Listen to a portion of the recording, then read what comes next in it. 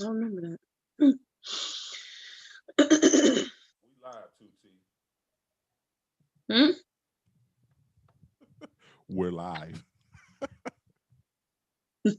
Oops. So we Hey, about to start the show. We're gonna start a little early. That way we can be kind of waiting on them to come in. So 1 second. oh, okay, yeah. I see us live because when I typed in their interview,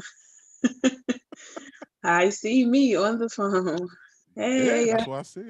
Just be, blessed with them words. ah! Well, you ain't say you. You probably should have said we was live.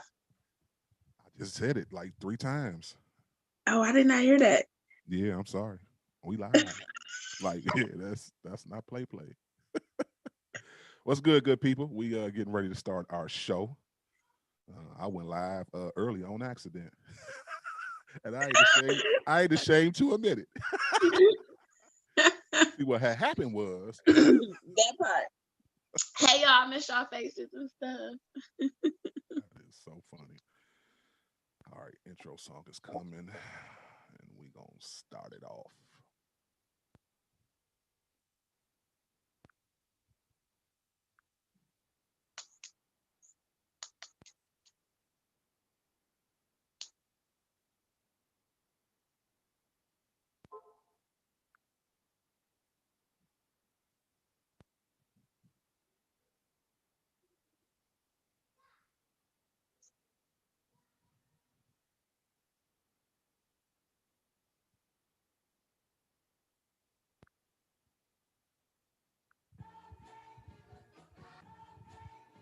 Got 'em.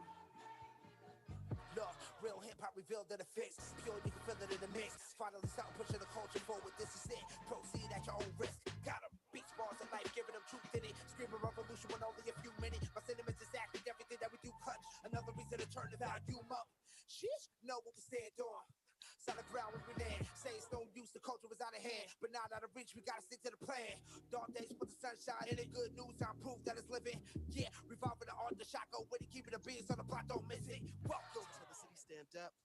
James left, but the king still reigns here. No tears, no love lost, no rain here. Delivers, I promise, Santa reindeer. Love for the city still resides here.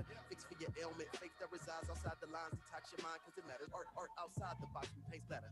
The fix is in, and we rock a channel. We rock with them for what's deep within. Expose those who talk but don't live. Expose those who talk but don't live. Take offense, take offense. Judge by the fruit from the tree. But if the fruit tastes like the streets, and money is the fruit that they speak, so tell me whose face do they seek? Repeat. Take offense, take offense. Judge by the fruit from the tree. But if the fruit tastes like the streets, and money is the fruit that they seek, so tell me whose face do they seek? Yes, sir. You're now tuned into the Fix, your source of faith infused hip hop, R&B, and poetry. I go by the name of DJ Focus. Squad in here with me. What up, T? Hi, everyone. I missed you all so much. Welcome back. You know what I'm saying, from your little vacation. You know what I'm saying. It must be Okay, so nice. see, Some people get vacations. You know what I'm saying. It must be nice. first of all, y'all, I'm out here doing this work that we talk about all of the time. So I have been wrapped up at Cleveland School of the Arts with making sure that all of the families get the food and resources that they need. So, your girl been out here in the streets, did a little performing here, there. Atlanta, I'm back. I'm back though. That's all that matters. I'm Yeah, here that's what's up. now. We definitely appreciate you just always being a beacon of light within the community, within our Cleveland school systems. You've been doing it for a while, so I definitely want to give you your roses. Keep doing what you're doing, educating the youth, showing the youth love, allowing for yourself to show the youth better ways to express themselves through art. I know you do all that, so yeah, definitely want to give you your roses while you're here. You know what I'm saying? Keep doing what you're doing. Once again, you're tuned into the Fix, and of course, our mission is to expose the culture to positive but relevant music that keeps Jesus Christ at the center of the message. And of course, y'all know we got another hot show again for y'all today. We're getting ready to interview some new rising stars within the gospel realm. Um, as you see, my grandson is just having a great time. You good, King? Like, Okay. who's this little person in the Yeah. background? Yeah.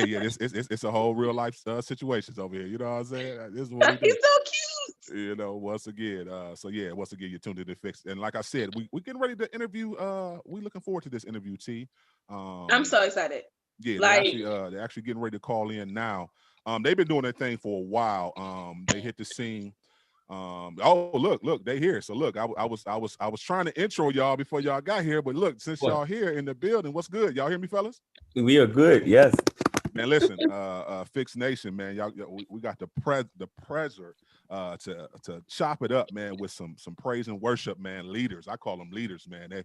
This track that they brought us last year, Victory, it's just been on the Billboard gospel charts for a long time, man. It's one of those songs. I always talk about the songs that make me walk in the church and cry, and I promise you, Victory is definitely one of them. It's up there with Bishop William Murphy's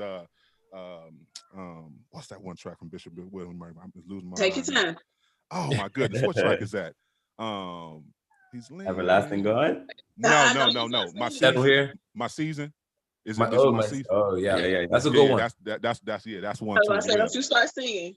No, I don't. Look, that's not my gift. I'm not gonna sing to you. But let's welcome into the show today. Last call. What's good, fellas? We are good. How about you? Man, it's all is well, man. Appreciate you, man, taking the time out today, man. Thank So you. first off, man, we always like to ask our guests, man, if y'all can share a little bit of y'all faith journey, man, with the audience, man. Maybe a little bit how y'all came to Christ. Definitely. Well, okay. Come to Christ. That would be a little, I guess, different story. So, my name is Adrian. This is Chakray, and we make up Last Call. Last Call has been in effect for 5 years. I'm really excited about that. God has done some tremendous things in our lives. He's given us some amazing songs. He's taken us all over the world, and we're really excited about that as well. For me, when I got saved, I was 19 years old. Pretty much how it went down, my cousin was playing at a church. He invited me in. The preacher got up and he was preaching. Sounded like everything he was saying was exactly for me. And then at the end, he extended Christ, and I just couldn't stay in my seat. I walked up, and I've been walking with the Lord ever since. Since then, I've jumped in the praise team. Growing up, I've gone to Sunday school and things like that, but I didn't really make a real commitment until I was 19. But I haven't looked back since. Yeah. And my story is kind of, tragedy, triumph kind of story. When I was 9 years old, I actually lost my father in a hip collision. He got in a bike accident. And he had gave his heart to the Lord about 3 days before that. And I just remember being at the homegoing service, and my bishop, Neville Smith, he said, if you want to see Craig again, that's my father's name, Craig. If you want to see Craig again, you're going to have to give your heart to the Lord. But if you don't intend on doing that, this will be a final goodbye. And so, of course, a 9-year-old son hearing those words, of course, I want to see my dad again. And so my mom, she gave her heart to the Lord like immediately. My whole family got saved. I gave my heart to the Lord about 3 months after that, because I was young. So I really had to understand what this commitment was. But the triumph part is that I've been saved and sanctified since that day. So I've been walking with the Lord for a very long time, since I was 9 years old, and haven't looked back, and I don't intend on looking back. I know that's right. So like y'all talked about kind of meeting Christ and getting to know him. When did you get the call to be the last call? Like how did that come together? How did y'all meet? How did we get to where we are right now? Got you. We met around 2009 or 2010 through mutual friends. I knew his friends, and they brought him to a worship service that we were ministering at. After the service, we were introduced, and since then, our relationship has been growing. We got the call to become Last Call over 5 years ago, so closer to 6. So basically, we were singing at one of our mutual friends' concert. After the concert, or the rehearsal rather, we went to my grandmother's house, and we just sat down for the evening, and we just began to talk about ministry, began to talk about God, our approach to ministry as well. And we noticed through the conversation that a lot of the things that we were talking about, if not everything, was aligned. And so God kind of put it on our hearts to not play with the idea. He gave us an option to choose. He said, listen, if you guys want to become a duo, I would bless it. If you want to stay a solo artist, do your thing. But he said, listen, it would be a powerful experience if you did it. And so what we did, we prayed about it. We spoke to our pastors about it. We fasted about it. We did everything that we could about that. And we gave ourselves a deadline. and we actually got the go ahead before the deadline. We kept checking in with each other to see, like, you know, where you at, what you thinking, you know. And so we kind of came to the conclusion, like, yeah, I think we're gonna do this, and so we did it. And God's blessed it ever since. He stayed true to his word, which he does, which he says he will, right? And so he's tried and true, and we're just grateful. Amen. So have you guys always sung gospel music? Did you guys grow up, you know, just singing gospel music? Was that the thing, or did you guys sing like I R&B or did. something? Okay. Adrian. No, I didn't. No, I and being from an island, there's a lot of reggae that goes on, reggae or dancehall music, and so I used to sing a lot of reggae. I used to sing a lot of R&B.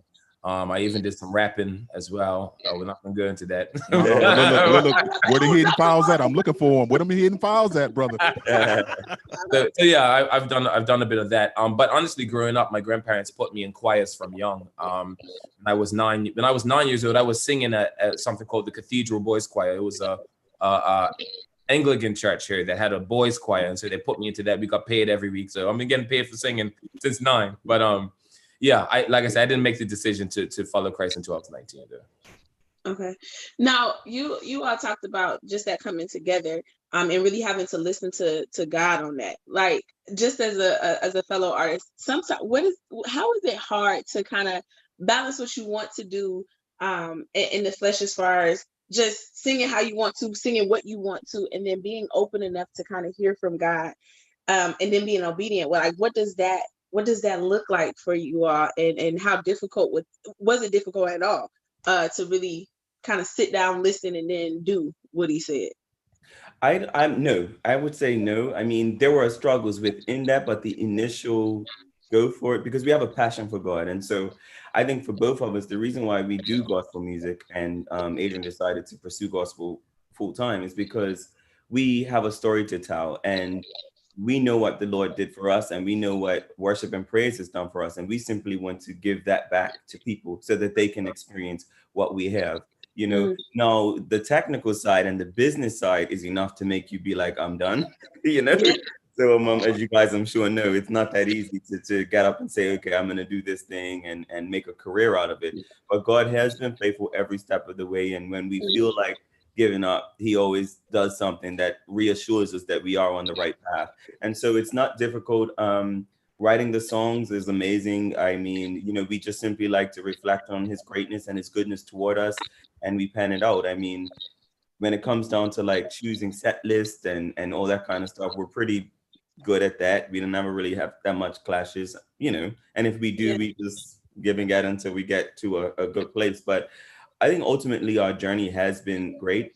Like I said, the business side can get a little tricky, and it can get a little frustrating at times, but we persevere through it all. Yeah.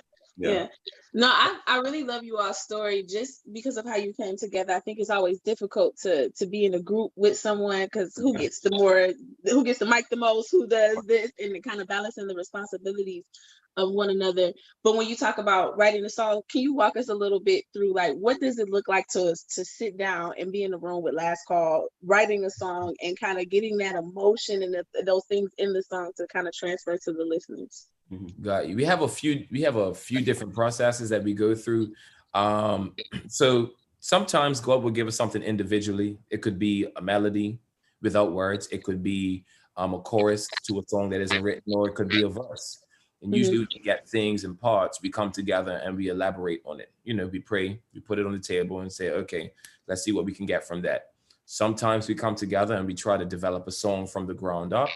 And if you're in the room with Last Call and we're trying to develop a song from the ground up, you might have some laughs, right? We do, you know, we go through it, and you know, we do consider ourselves good songwriters, but there are some times where it's like, no, what, like, what was that, you know? But we do have a good time. We really do have a good time. But we would do it individually and bring it to the table, or we would come to the table and try to develop it together. Okay. So talk to us a little bit about that first experience of meeting the legendary Freddie Jerkins. Talk to us about that and what that was like. Well, the first time we met him, our manager, Apostle Varro Howard, brought some executives down to Bermuda. And by the way, I don't know if you mentioned, we're from Bermuda. We live in Bermuda. We're Oh yeah. currently reigning in Bermuda. Yeah, But yes. yeah, but we had a huge concert here called Gospel versus Cancer. It was a cancer awareness concert that raised funds for those struggling with cancer to help their families pay bills and things like that. So during that concert, she thought it would be a good idea to bring a few executives down, and Fred Jerkins was one of them. And so we sang the song Victory that night for the very first time, which is very dangerous, as you probably know, to sing a brand new song and you're trying to impress label executives with an audience that don't know the song well. God had his way and breathed upon that moment, because that song, which is a 5-minute song, became a 10-minute song. And that was literally the song of the night. And so when he heard it, he was like, yeah, I got to work with these guys. And so he put the song apart on his compilation album, yeah. And we flew out to Atlanta about 3 weeks after that concert to record it with him. And that was such an extraordinary experience. Fred is very humbled, very smart. And what I love about him is that although he's worked with Beyonce and Michael Jackson and everybody, you know, Monica, Brandy, all of those guys, and of course, Kirk Franklin, Yolanda Adams, and the list goes on. He doesn't look at that. He looks at anointing. He looks at, you know, if you've got a gift, we're gonna make that happen, regardless if you've had 100 singles, number one singles, or this is your very first time. And I remember going to the studio. We got into Atlanta. We couldn't find the studio. We called an Uber. We got off at the wrong place, and we just called him, and he just came and picked us up. You know, and so I guess we're thinking he's gonna send an assistant or something. No, he just came himself, and he's been cool ever since. Just the coolest guy to be around, and you wouldn't think, you know, he was as decorated as he is with the awards and accolades, but he's humble. So we love working with him. No, so like y'all talking about his humbleness. I'm sitting here looking at y'all like y'all were in the same room with him, and y'all just have on t-shirts, and we just like, yeah, we just Yeah. Real humble flex. That's what I call it. And Humble honestly, flex. if you were there, that's how it is. Like if you were in the studio with us all, it's literally this vibe. It's we're laughing, we're having a good time. He means business. If he doesn't like what we're doing, he's gonna tell us, you know, right. especially in the studio. So we definitely get pushed to our limits. But that's what it's about, you know. Yeah, especially to get the workout. So how do you with all of the things that you've been experiencing, and I guess it's almost fast track, right? Like 5 years, and y'all are number one for more than 30. Wait, oh my God. So how do you, like, with all of it moving as fast as it does, what do you all do to center yourselves and just kind of still be Adrian and Trey? Like, just you all. Yeah, I mean, prayer and staying in God's presence is the number one thing. When we're there, we're gonna be fine, right?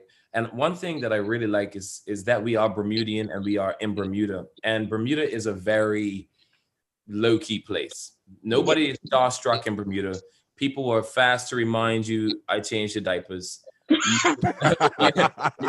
I used to work with you. I don't care how many records you sold, little boy. Come here. We went to school together, and I can come and knock on your door tomorrow. You know what I'm saying? And so that really helps you to stay grounded. The only time that we really experience anybody being starstruck or, you know, holding you in high esteem in that sense, we are held in high esteem here, but in an expressive way, is when we come to the States, to be really honest with you. That's where we sign autographs and do those things. And even that, it doesn't get to our heads, which is grateful that God has put us in a place that we can impact and influence. Honestly, that's what we want to do. And we want to take as many people to the kingdom of heaven as possible before we leave this earth. That's all we want to do.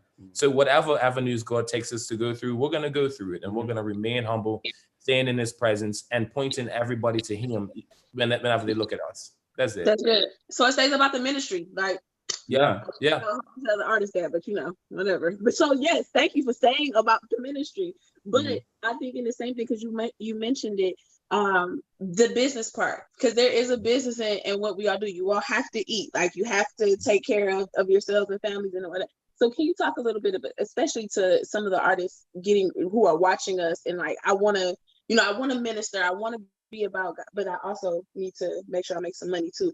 And there's a lot of negativity around that sometimes in the church. Like, we are supposed to just be, you know, broke artists because we're talking about Jesus. So you talk a little bit about like just the importance of being about business, but it also still being about ministry. Definitely. Well, firstly, to dismantle that lie that gospel artists shouldn't get paid or whatever. There's a scripture in the Bible that says people that work for the temple should be fed by the temple. Give them scripture. Yes. So if you work full time, and think of the Levites in the Old Testament, their sole job was to worship God. They took care of the temple. They actually taught music. So they taught voice lessons. I'm sure how else would they learn how to play instruments? So that's what they did. And the temple took care of them, so that was the agreement with God. And so right now, of course, in the New Testament, we don't necessarily have temples and stuff, but we have evangelists. We have people that go around to various churches. And so there's definitely a fine line of being greedy and, taking too much, because we do have artists that charge outrageous amounts of money for next to nothing. But you do need to, have your business in order. And any church that invites you, I mean, for those who are new to this thing, you may want to start out free by just asking for a love offering. That's what we did. You might not have a price, because you have to know your worth. And honestly, if you aren't bringing out drones of people to a concert, then that's not where you're at this moment. But you can simply, wrote your own tour and say, I'm raising funds for my next project. I'm raising funds to go to this concert. So I'd love to minister at your church, but if you're willing, and the Lord lays upon your heart, that whole thing, but I'd love to receive an offering. We've probably only once not got an offering. Like, usually they give an offering and sometimes it's in the thousands, and we're like, wow, and it'd be from a small church. I mean, literally the smallest church on this island, where we had a concert we thought was unsuccessful. 30 people came out. We got $3,000 because one person decided to give us two, like $2,000. Wow. So you just never know. But when we got out there in front of those 30 people, we sang like we was in an arena, Exactly. We sang because the power of God was there. You don't need all of that. So the other thing is you have to invest into yourself. So make sure that, I know that we want to go to our friends' garages and record our music, and that could be fine if they can produce a great sound, but make sure you're going to reputable studios, you're working with reputable musicians, and it will cost you, but in the end, it will get back. Make sure that you copyright your material. Make sure that you join with BMI, ASCAP. CSAC is kind of hard to get into, but BMI or ASCAP, you'll be fine with one of those two. And make sure that your business, that kind of stuff is sorted out. You want to make sure you get a proper photo shoot with, like a reputable photographer that can edit the photos really nicely. Make sure you get your website done up. All of that stuff you can be doing now in the interim. COVID's here, so a lot of artists, we're not doing a lot of work right now anyway. So now's the time to be like, doing the background stuff. I know I'm talking a lot, but just trying to. No, you're giving really good information because people get into this or try to get started and call them and think that they are on Beyonce's level for charging, and they have not done, like you said, these very simple things of a website and photos. And then when you talk about BMI, like just that business part to protect yourself. So no, you were drop the nuggets. Yeah. So and then what was I gonna say?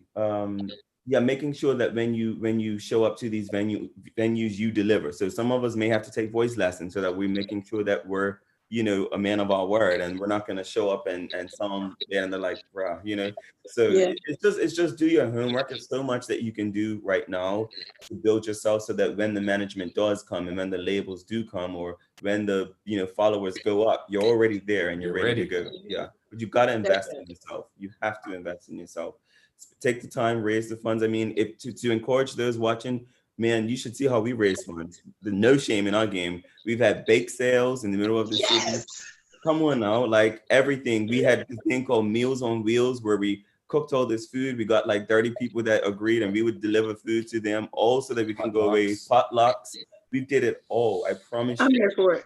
I'm here for it. And it literally has paid off. Like you all are what, in my opinion, I could be biased, but honestly one of the best, I think, groups gospel has seen in years, like in a long time. And I'm talking about grew up on James Cleveland and all of the old Mississippi Mass Pies, all of it. So like a grandma bread, but you all bring a very fresh but still kind of classic gospel sound. And so I have to give you your roses while you're here.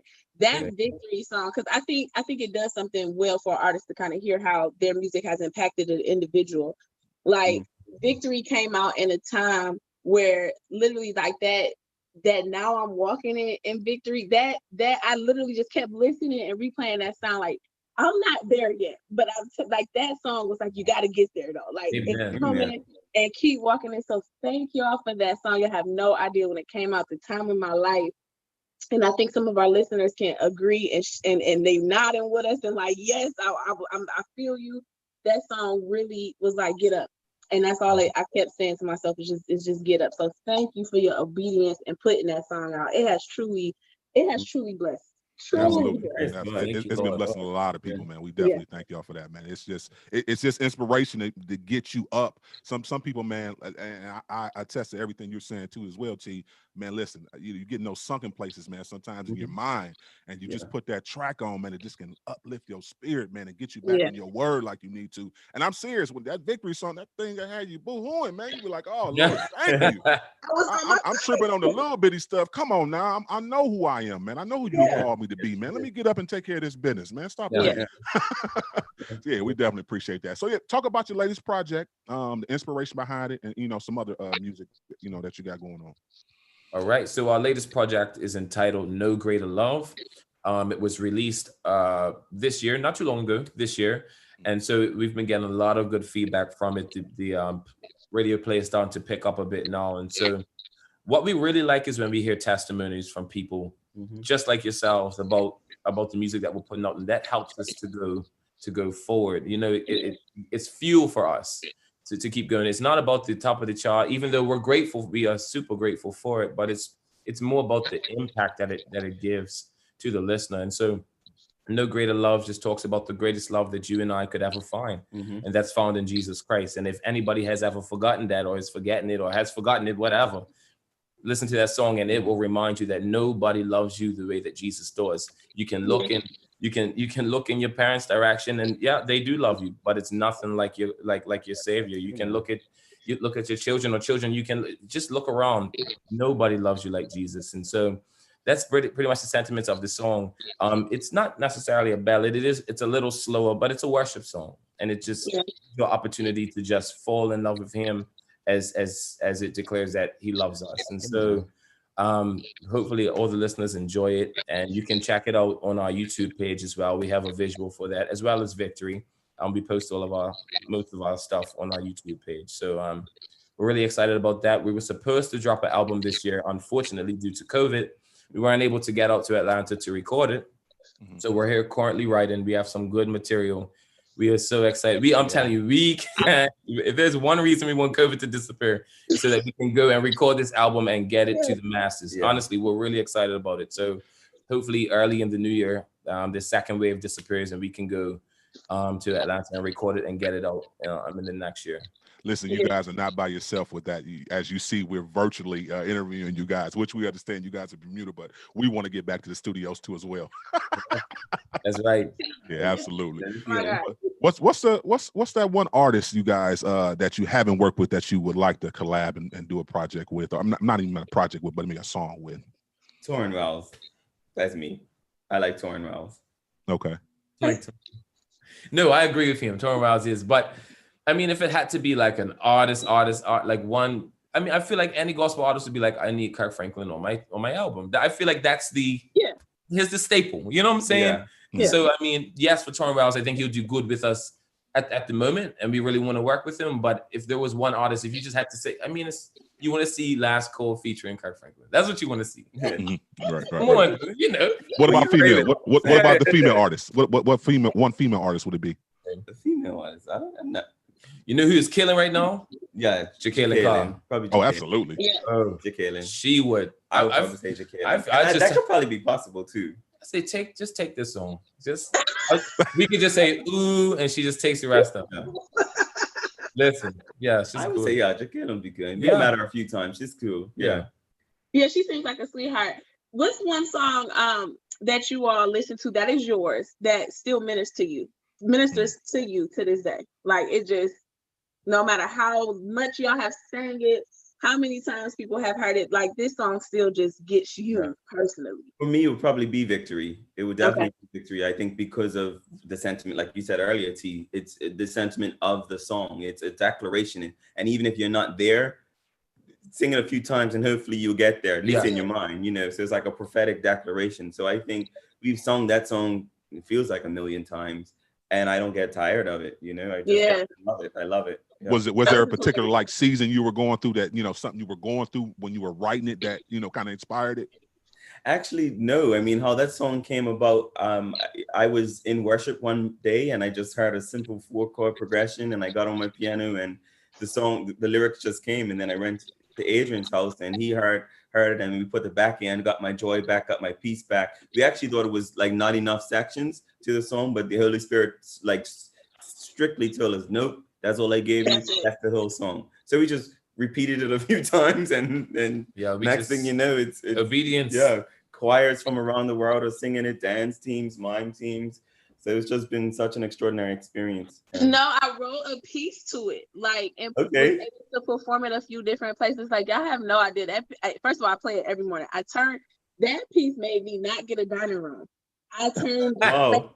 into a prayer like kind of space. It has books and like I'm looking at it, words and pillows, and like that's the song that starts off every single morning, literally for like the last 4 months. Yeah. Starts off this kind of worship and going into talking with Christ, and it has y'all have no idea. So speaking of just kind of people that keep us accountable and keep us going, who are some of the people that keep y'all grounded? Maybe some of the hidden figures in your life that maybe you haven't even told anybody about. Mm-hmm. Okay, well, the one that's closest to me would be my wife. She would put me on track in a heartbeat. It don't take much, you know. If I go, we love them to death. They got a way of doing it, don't they? Listen, and I listen. Yeah.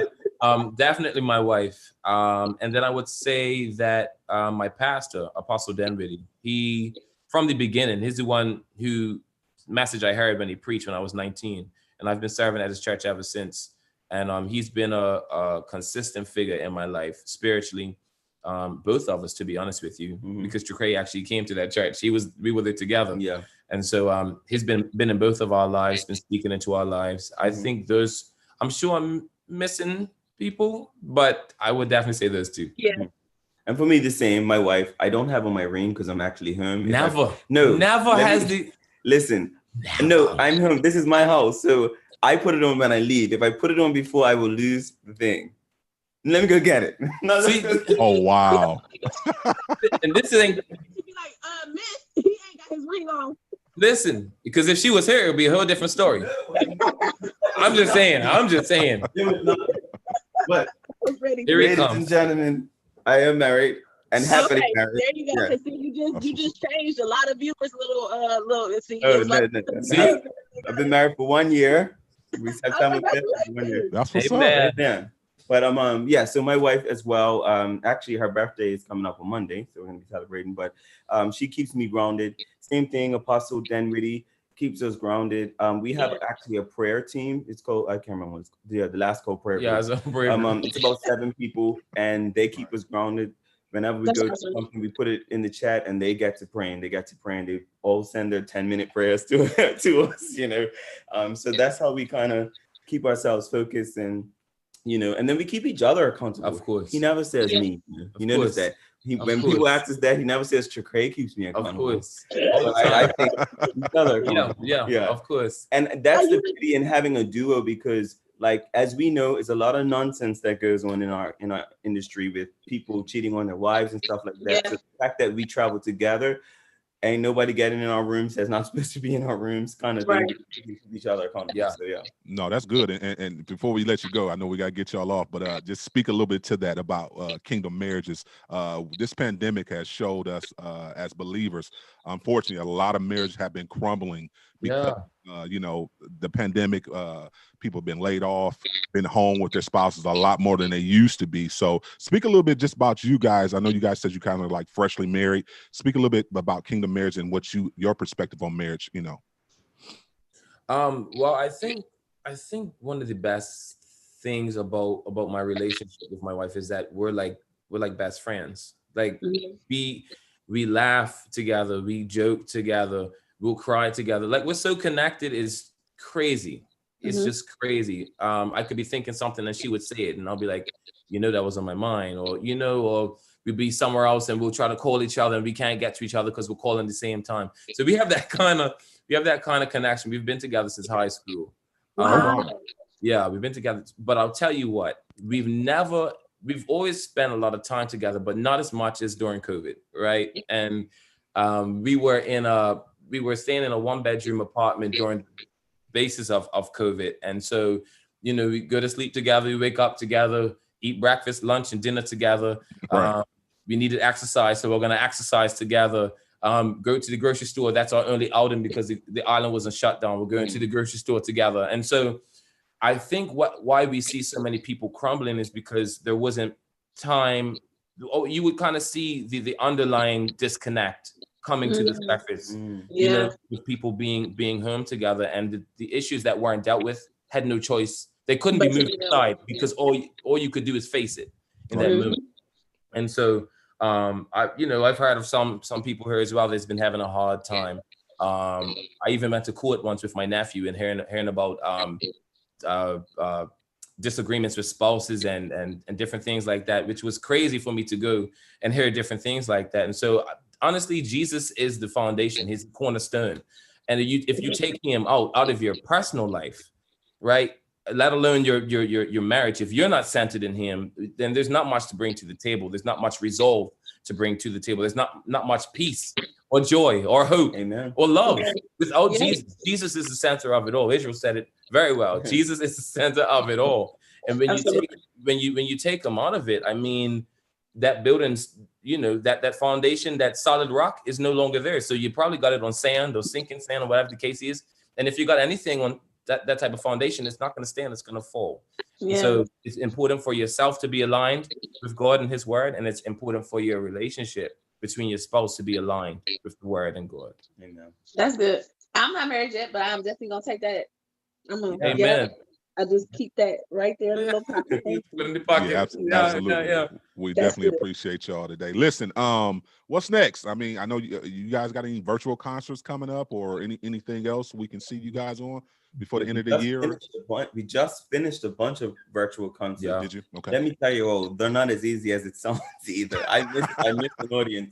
I mean, a lot to mix and get, because we do our own videography and all that right now, because, you know, it's expensive. So we try to do it ourselves. So, artists, wait a minute. Artists, are y'all listening to this? They say that they actually do work. Yes, we do work. Yes, we do. And we're looking forward to not doing that kind of work one day when we get in front of people. But right now, we don't have anything. And we actually had a rehearsal last night because we're going to be singing at, like, our government's having a prayer breakfast. And so they asked us to be the artist, which is really cool. But we talked about maybe doing a Christmas concert, like a virtual Christmas concert, just Christmas classics. So we don't know yet. We'll pray about it and see if time permits, because it is probably late in the game to be trying to plan a concert like next month, but we'll see. Yeah, keep us in the loop. We will definitely promote y'all. Definitely keep us in the loop. Cool. Yeah. So if it was one last thing, because we know you have to go, we want to respect your time. If it was one last thing you could say to us, if we were never to see you again, what would that thing be? What does last call need to be remembered as? Okay, that's good.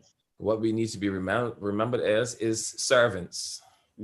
That's it. Not number one chart topping artists, not all of that stuff. Servants first. That's it. And if you have a conversation with us, all we're going to do is point you to the cross. That's the only reason we're doing what we're doing. It's the only reason we go in a studio and record. That's the only reason we will talk or go and do these different things, is so that we can be an extension of Christ.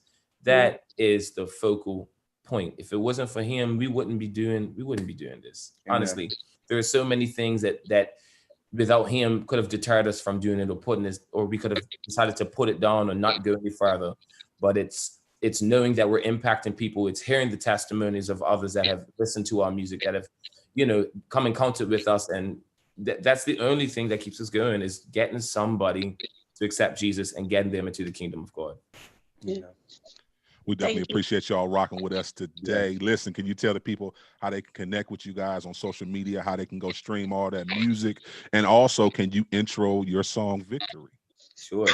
So you can be our last call. This is Adrian. I am Tricray. And you can follow us everywhere at Last Call Worship, wherever social media is, Twitter, Instagram, Facebook, at Last Call Worship. Check out our YouTube videos. type in Last Call Worship or Last Call Bermuda. We'll be right there. And we want to introduce to you our number one single, Victory. God bless you, and thanks for having us. Keep it locked, y'all. We're going on the music break. We'll be right back. You're tuned in to The Fixx. The Fixx is in. Now we're here to encourage you to walk into your new season, a season of freedom and a season of victory. Here it is. By the hand of the Almighty, I've been set free, healed, delivered, made complete. Now I'm walking in victory.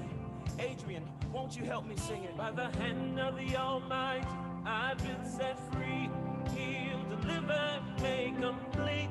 Now I'm walking in victory. We're gonna sing that again.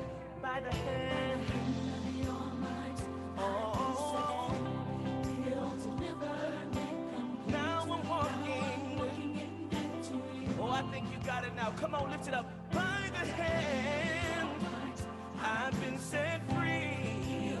Oh, now I'm walking in victory. Oh, said I'm walking in victory. Said I'm walking in victory. Walking in victory. You're my joy back. Oh, I'm walking in victory. Said I'm walking in victory. I'm walking in victory. My peace back. By the hand of the Almighty, I've been set free, healed and delivered. Yeah, I'm walking in victory.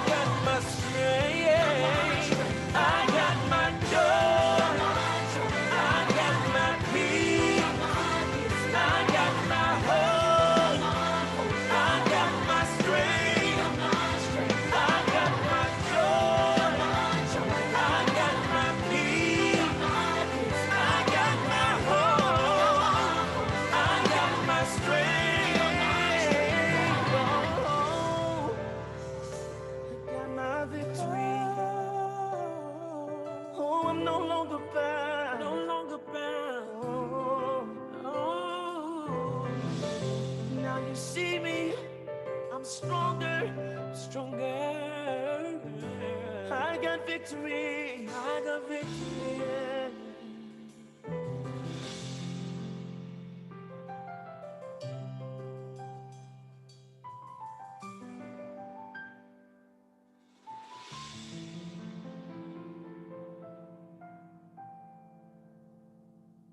What's good? What's good? It's your girl TK Lee, and you are now tuned in to the Fixx, your source for faith-infused hip-hop, R&B, and poetry. The Fixx is in. Let's get it.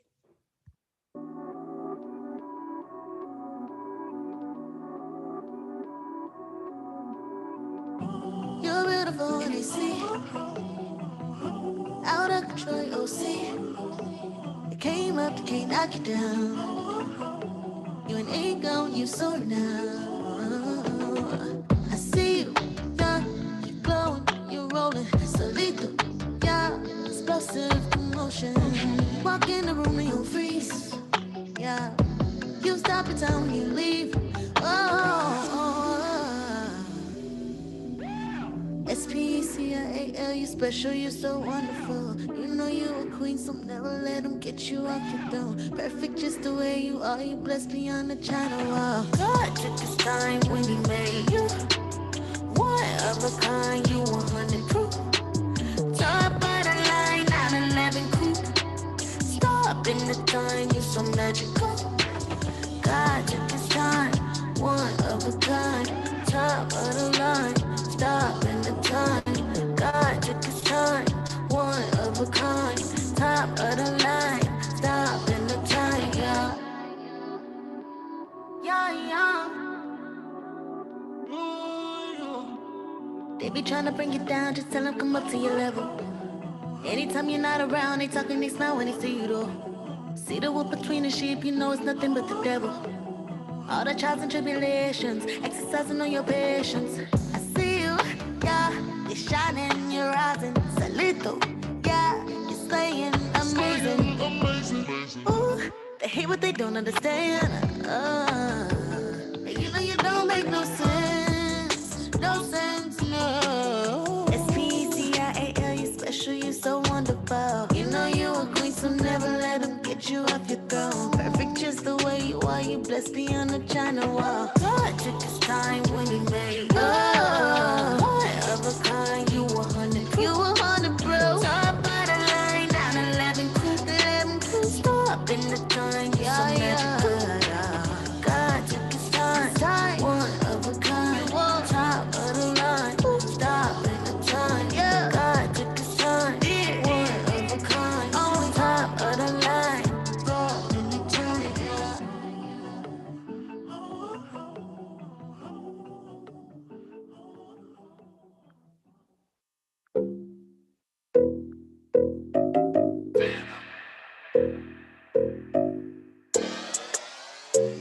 Ya tú sabes. Yeah. I've been rolling hot lately. I've been raising my doors. Got that push up pop, baby, giving Hollywood tours. Justin Bieber type of drip, summertime true shorts. Coconut and my paleta, vato, what you got in yours? Forget it, I don't care what you say. You a bore. I'm too busy hitting switches in that Navy 6'4". I got that legend on my chest. They know exactly what it's for. That's my homie Trey Lewis. We just do it for the sport. If they take a shot, I'ma pop back. 140 feet, go, you should wipe that. Stand up on me, dog, you don't want that. You was shooting first, but I got last. Yeah, I got last. Yeah, I got last.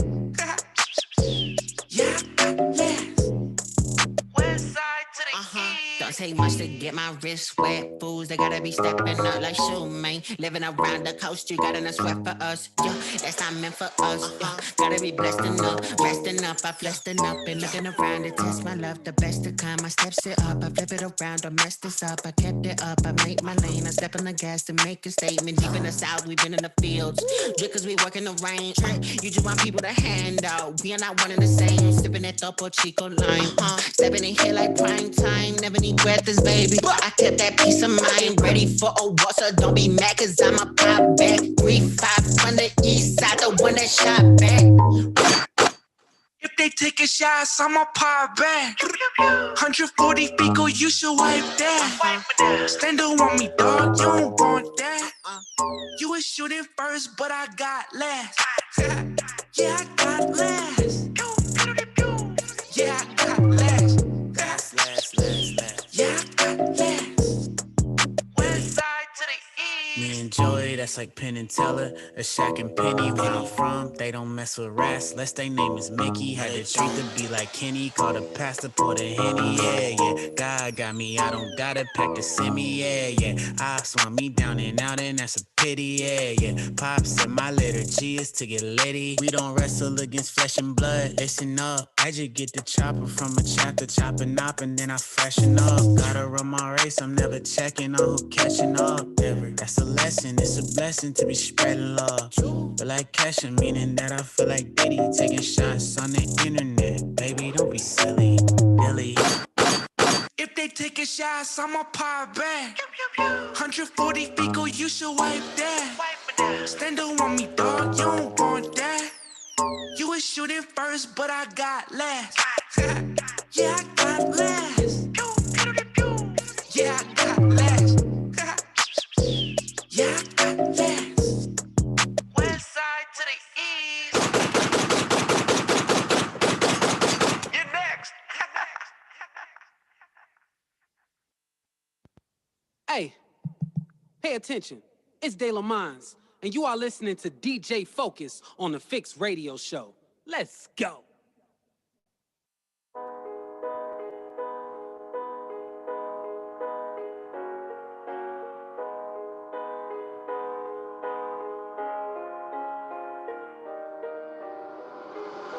One time for the realest who show us love, even though he could kill us. We are full of evil, even in cathedral buildings. Wicked people like a CEO on bended knee to our feelings. Who supersede the conceit of a villain who blew and breathed in the same air. Hustlers who said they ain't care. How can we dare not reserve fear for God alone? Erect our own image and with it camouflage his throne. They tryna take the title from the Bible, trying to redefine the truth and make us feel like we a psycho. They bullets got our names and ain't no typos on they rifles, but that's why we unashamed and make no idol of survival. The fear of God got me somewhere up here. The problem with Sodom is they preferred the bottom of the sphere. A clear lack of fear of the name by which one swears. I might appear cavalier and I've seen to the average air, but this is what it is, this ain't what it ain't. It's way above your pay grade, higher than your rank. They tell me I should go subliminal, but I can't. Feel like Jeremiah, set that fire shut up in my veins. The God of heaven, most merciful, holiness manifested. Can't approach him like a peasant, he is king. Get intoxicated by the smell of victory and sing to his majesty, the king of Israel, Elohim.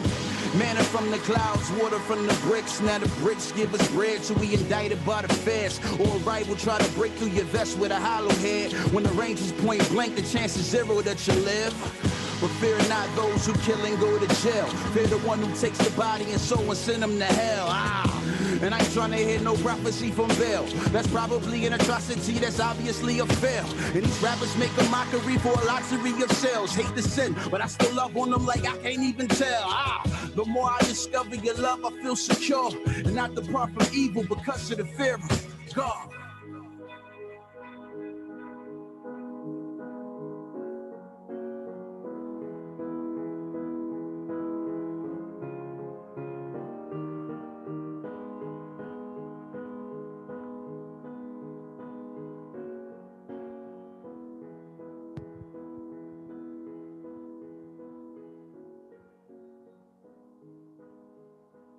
Welcome back. You're tuned back into the Fixx, your source of faith-infused hip-hop, R&B, and poetry. Listen, just came off a music set. We started a music set off with our guest for the day, Last Call. Shouts out to Last Call again, man. Dope interview. We started off with their song, Victory. Definitely, man, go stream their music, man. Follow them on all social media platforms at Last Call Worship. Go stream it, man. Apple Music, Spotify, wherever you can stream music at. Run them numbers up, man. Them some good brothers. Definitely some good praise and worship music for your soul, for your spirit. You know what I'm saying?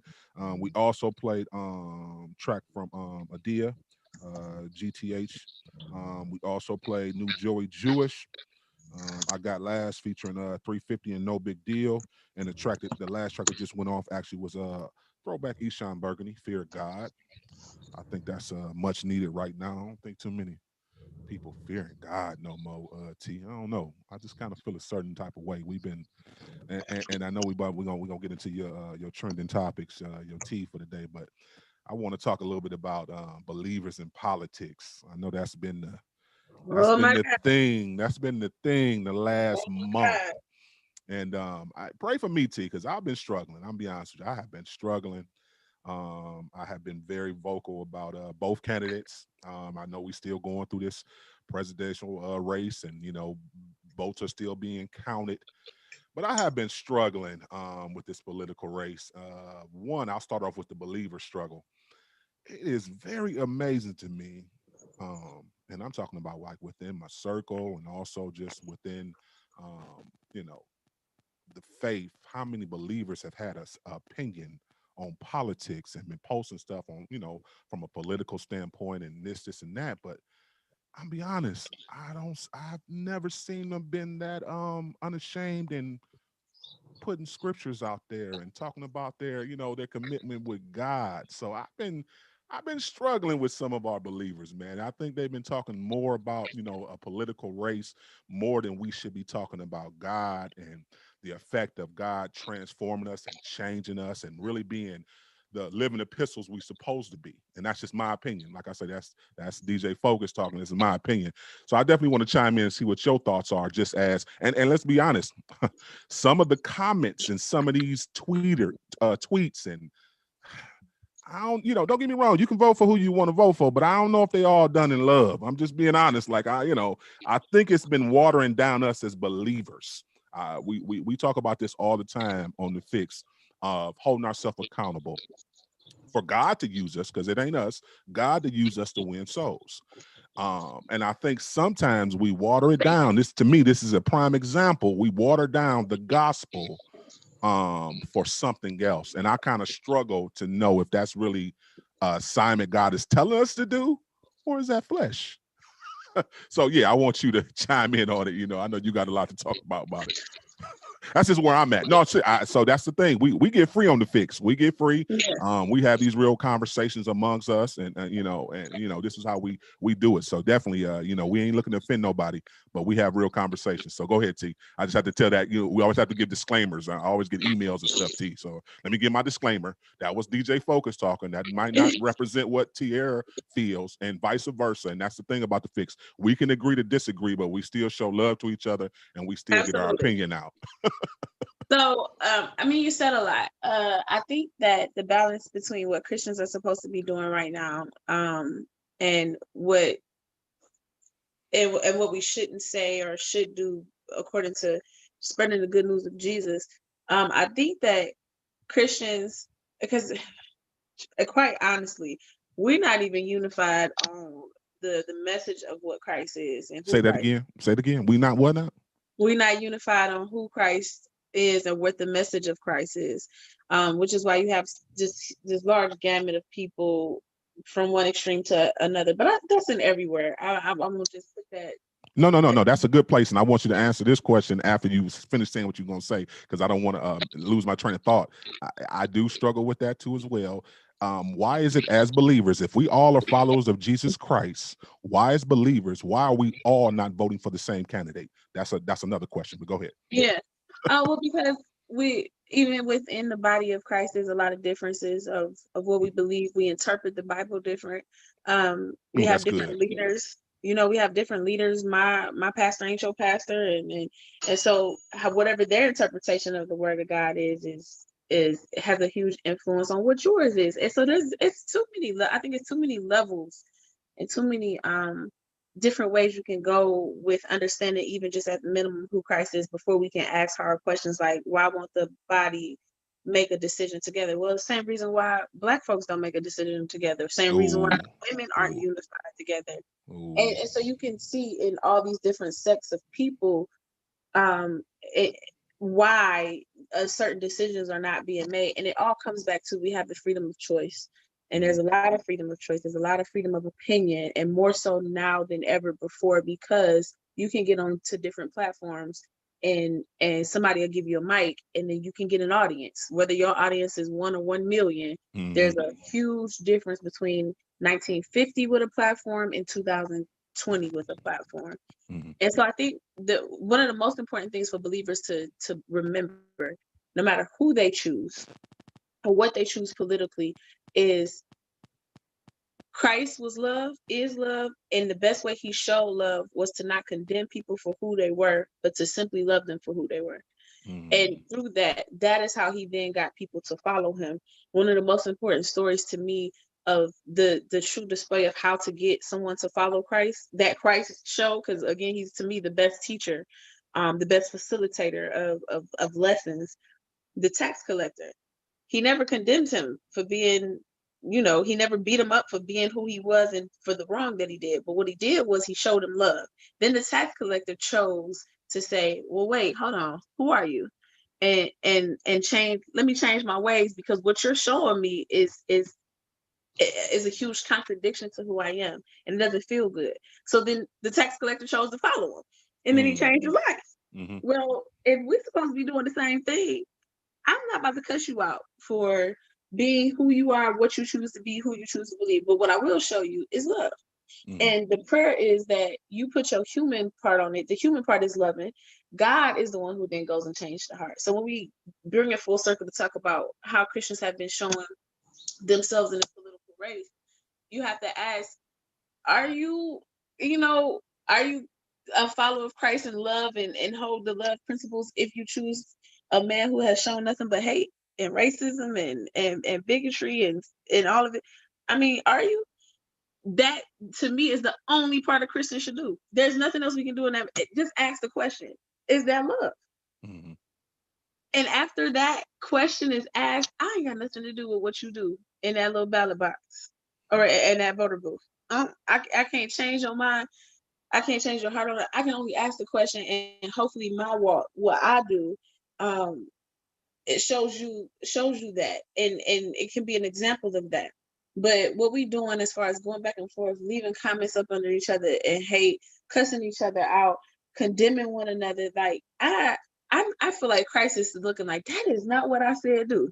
That's not what I showed you. That is completely different. Like those people who stand on the corner with the abortion pictures and condemning people for that, or the folks who are, hell, fire, and brimstone. I'm like, that ain't what he did. That's not what he did. Not even a little bit. So I do, to answer the question of why are we not all voting for the same candidate? Well, we don't vote for the same Jesus. Like, wow. Because some people's idea of who Christ was and mine them ain't the same people. Wow. Like that's not the same. That's not the same God. So I think as a people will never have this idea of everybody picking one. You'll have a majority here and there. You'll have a large amount of here and there. I think that, again, the best thing for us to do as believers is really remember who Christ of the Bible is, follow those principles and try to live those out the best way that we possibly can, and let God put the supernatural on people as far as changing their hearts, because that's a heart change when you start talking about where hate lives, where racism lives. And those are ideologies and heart changes. Only God can do that, and only we can live out his principles in front of people and hope to God that it's a great example. Yeah, I agree, and I think because our God is so sovereign, he shows us so much grace and so much mercy. Because I know, like you said, I know he'd be looking down like, this what in the, you know what I'm saying? Right, like that's not what I said. Where did you get that from? Oh Lord, where did you get that from, man? So yeah, that's good, and I think wow. So you said a lot, and I'm just trying to recap. So I'm just thinking, the struggle is that you care. Let me help you with your struggle. You care. Yeah. And see, that's my thing too as well. And I know you care too as well. And that's something else we talk about that I didn't see enough of, besides like, conversations with you and of course our little circle that we have that actually know and understand politics. I didn't see enough people really researching and keying in on the policies and Yeah. understanding how the government itself work, how the seats work, the House. Like I think everybody just focus on the president and trying to elect a president, but we talk Right. about And the forget underneath. about all the other pieces. Yeah. Right, and doing the homework. Like it's so many people I ask questions to. I just ask simple questions. I say, okay, you know what policies are you looking to be changed? They couldn't even give me one, T. Yeah. I mean, come on now. You've been CNN and Fox News is on every day. You don't know not one policy that is really like urgent that at least speaks to you, so you can at least have some type of what I'm saying dialogue That's about it. that way though. That is, and there are a lot of you mentioned CNN. There are a lot of analysts and political thought speakers and such that speak to this. It's designed that way for us to not understand the policies, which is why when you look at your ballot and read what an issue is, it makes Now is that because we don't do the homework and research it, or you're saying so they're trying to disguise it to where we don't understand it? I just want to make sure I got clarity on it. both. Okay. So the average person is not going to go and look and comb through all of the legal jargon of what a policy is, which is why you had to have all these organizations that popped up and dummied down these laws and policies. So the first issue is that it ever had to be dummied down in the first place. Why in this legal jargon and in these just kind of policy language can the average person not understand when it affects the average person? So that's where you get lawyers from. This is where you get forgetting the word of them. But anyway, this is where you get these people who specialize in that language and translating it to the average person. Because if you think about what we have going on just in our own personal lives, where do you, as a single mom with 3 kids, going to school, working, find the time to really sit and comb through these things? Because it's very hard to understand. And I'm not excusing anything, because I think even then you should still push through, right, and find the information, because it does affect you. Right. However, I'm very sensitive to saying things like people don't go out and look for the information. Well, hold on, because even me as a college 2-time graduate, and I studied policy, and I'm still actively looking and researching laws daily, still have a hard time finding the basic information to get to an answer so I can hurry up and vote, or so that I can be participating in our political processes. It's not easy information to comb through, and you have to, one, justify that it's true. There's so much fake news out there. Oh my goodness. If you're the average person, you think you can just type into Google, what is this? Look, before you move past that, forgive me, that just ruffled my spirit. Why do you think it's okay? Why do you think it's allowed for media to be able to put out fake news? Because I struggle with that with CNN and Fox. I watch both. I go back and forth because I know one is left and one is right. Why is that? Why that should be against the law? Freedom of speech. Freedom of speech. Wow. So they can hide behind that. I got you.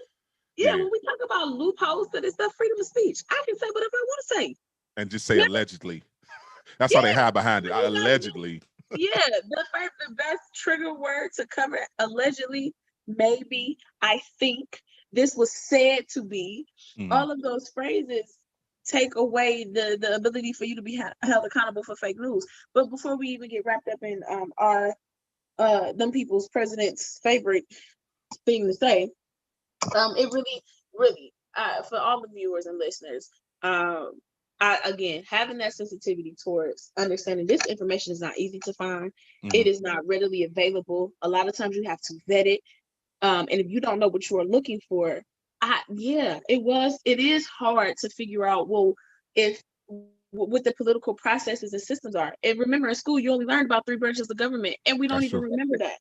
Right. And that was very surface and not understanding. And when you get wrapped up in the what Trump is trying to do, because let me help everybody. Trump is trying with this vote. He's going to drag this thing to the ground, and he has the legal right to keep asking for recounts. Now, the AP or the Senate, the state senators have the ability to say no and reject it, as Georgia's judge did. He tried to sue Georgia for the miscount and all that, and the judge shut it down. So there's these checks and balances and this back and forth. But what people don't realize is that's why he was trying to hurry and push the Supreme Court through, because that person would have the ability to figure out who the electoral college folks are, and then be able to, when you take it up the court, remember the Supreme Court is the highest court, so whatever they say goes. So again, to even understand that, you got to be locked in. It's not a 1 week process. It's not a 1 month process. You got to be in this thing paying attention all 4 years.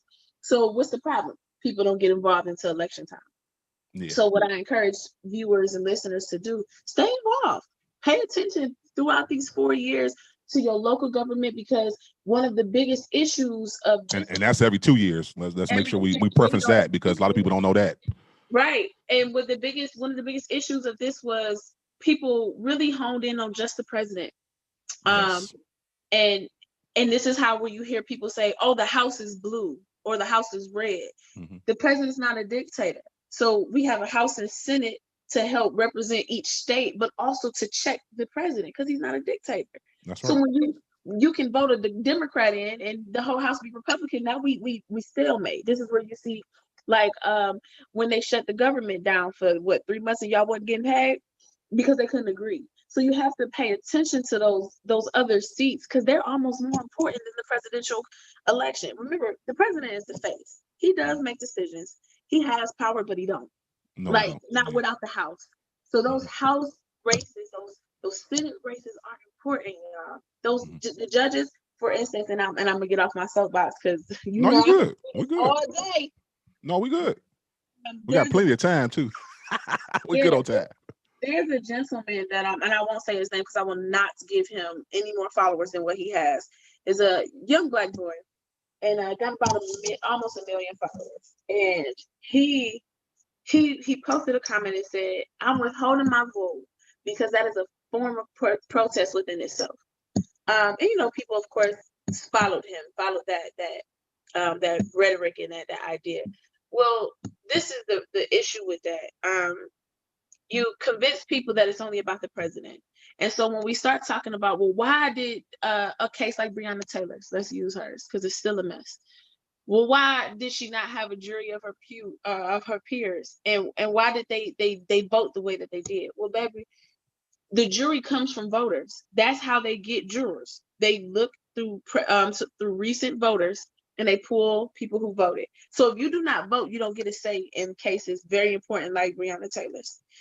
And when we start talking about who I like to call him a coon, the district attorney who made that decision in her case, it's an elected position.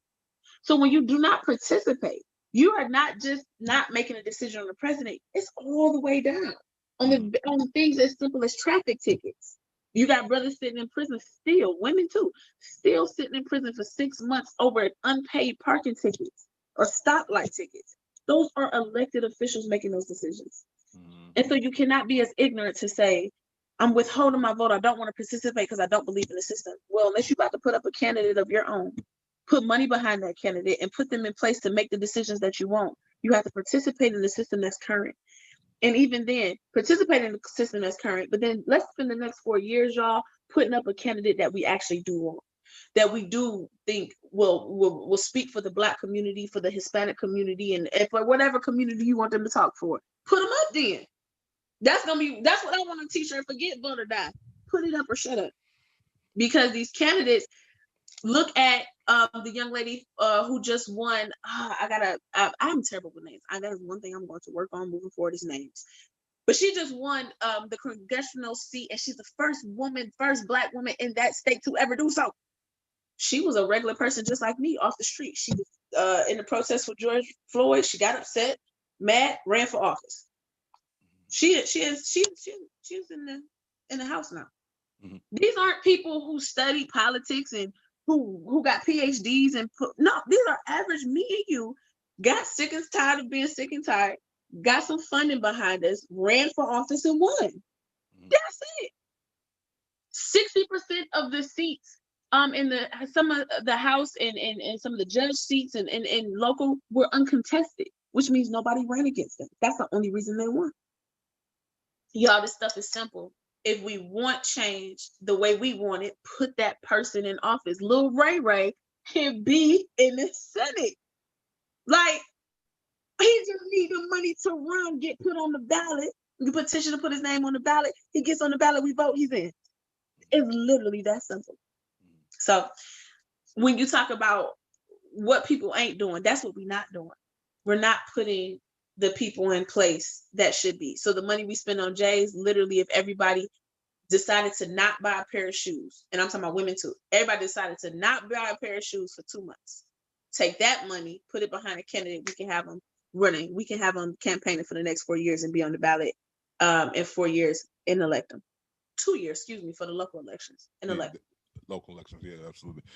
Yeah, look, I agree. That's why, like I said, I think we do. I think we need to hold ourselves accountable to, like you say, the information is not right there where you can see it, but I think we need to do our due diligence and do the research for ourselves because it affects us. And you said something. You say miss me with that vote or die. So yeah, listen. So I have my own opinion too as well about the vote or die movement and also the Black Lives movement. I struggle with both of those movements in the sense that they're only. I'll start with Black Lives Matters movements. So I struggle with Black Lives Matter. I do believe that Black lives do matter. So first, let me get that out the way so nobody misinterprets what I'm saying. But I struggle with the fact that the movement itself was only created to go against police officers who kill Black people. I struggle that there's no underlining to when Black on Black violence is happening within the inner city, that they're not marching, they're not looking to help fix that too as well. Absolutely. I'm never going to say that social injustice is not important, but if it's Black lives, in my mind, it should be all Black lives, whether a police officer does it, whether a Hispanic does it, whether a Black person does it to another Black person. So help me understand, because maybe you got a little bit more clarity. I struggle with why that movie, and I struggle with their, from everything I've researched, they are strongly Democratic funding the Democratic Party in a sense. So some of the funds that they bring in go straight to a party, whether it be Republican or Democrat. I struggle with that, period, because I'm thinking like, okay, wait a minute, you're getting all these millions of dollars and you're going to a government system. To me, it should be its own working engine that's rebuilding Black communities. And maybe that's just my rationalization. But yeah, let me understand. I think a easy way to kind of, and listeners, please, leave comments and absolutely some open discussion about it. I think one of the most important things first for any movement to understand is the core of their why. I am not mad at Black Lives Matter for choosing to only talk about Black lives in the sense of a governmental system, aka the police. So violence from police to Black people. I'm mad at that. If that's your why, that's your why.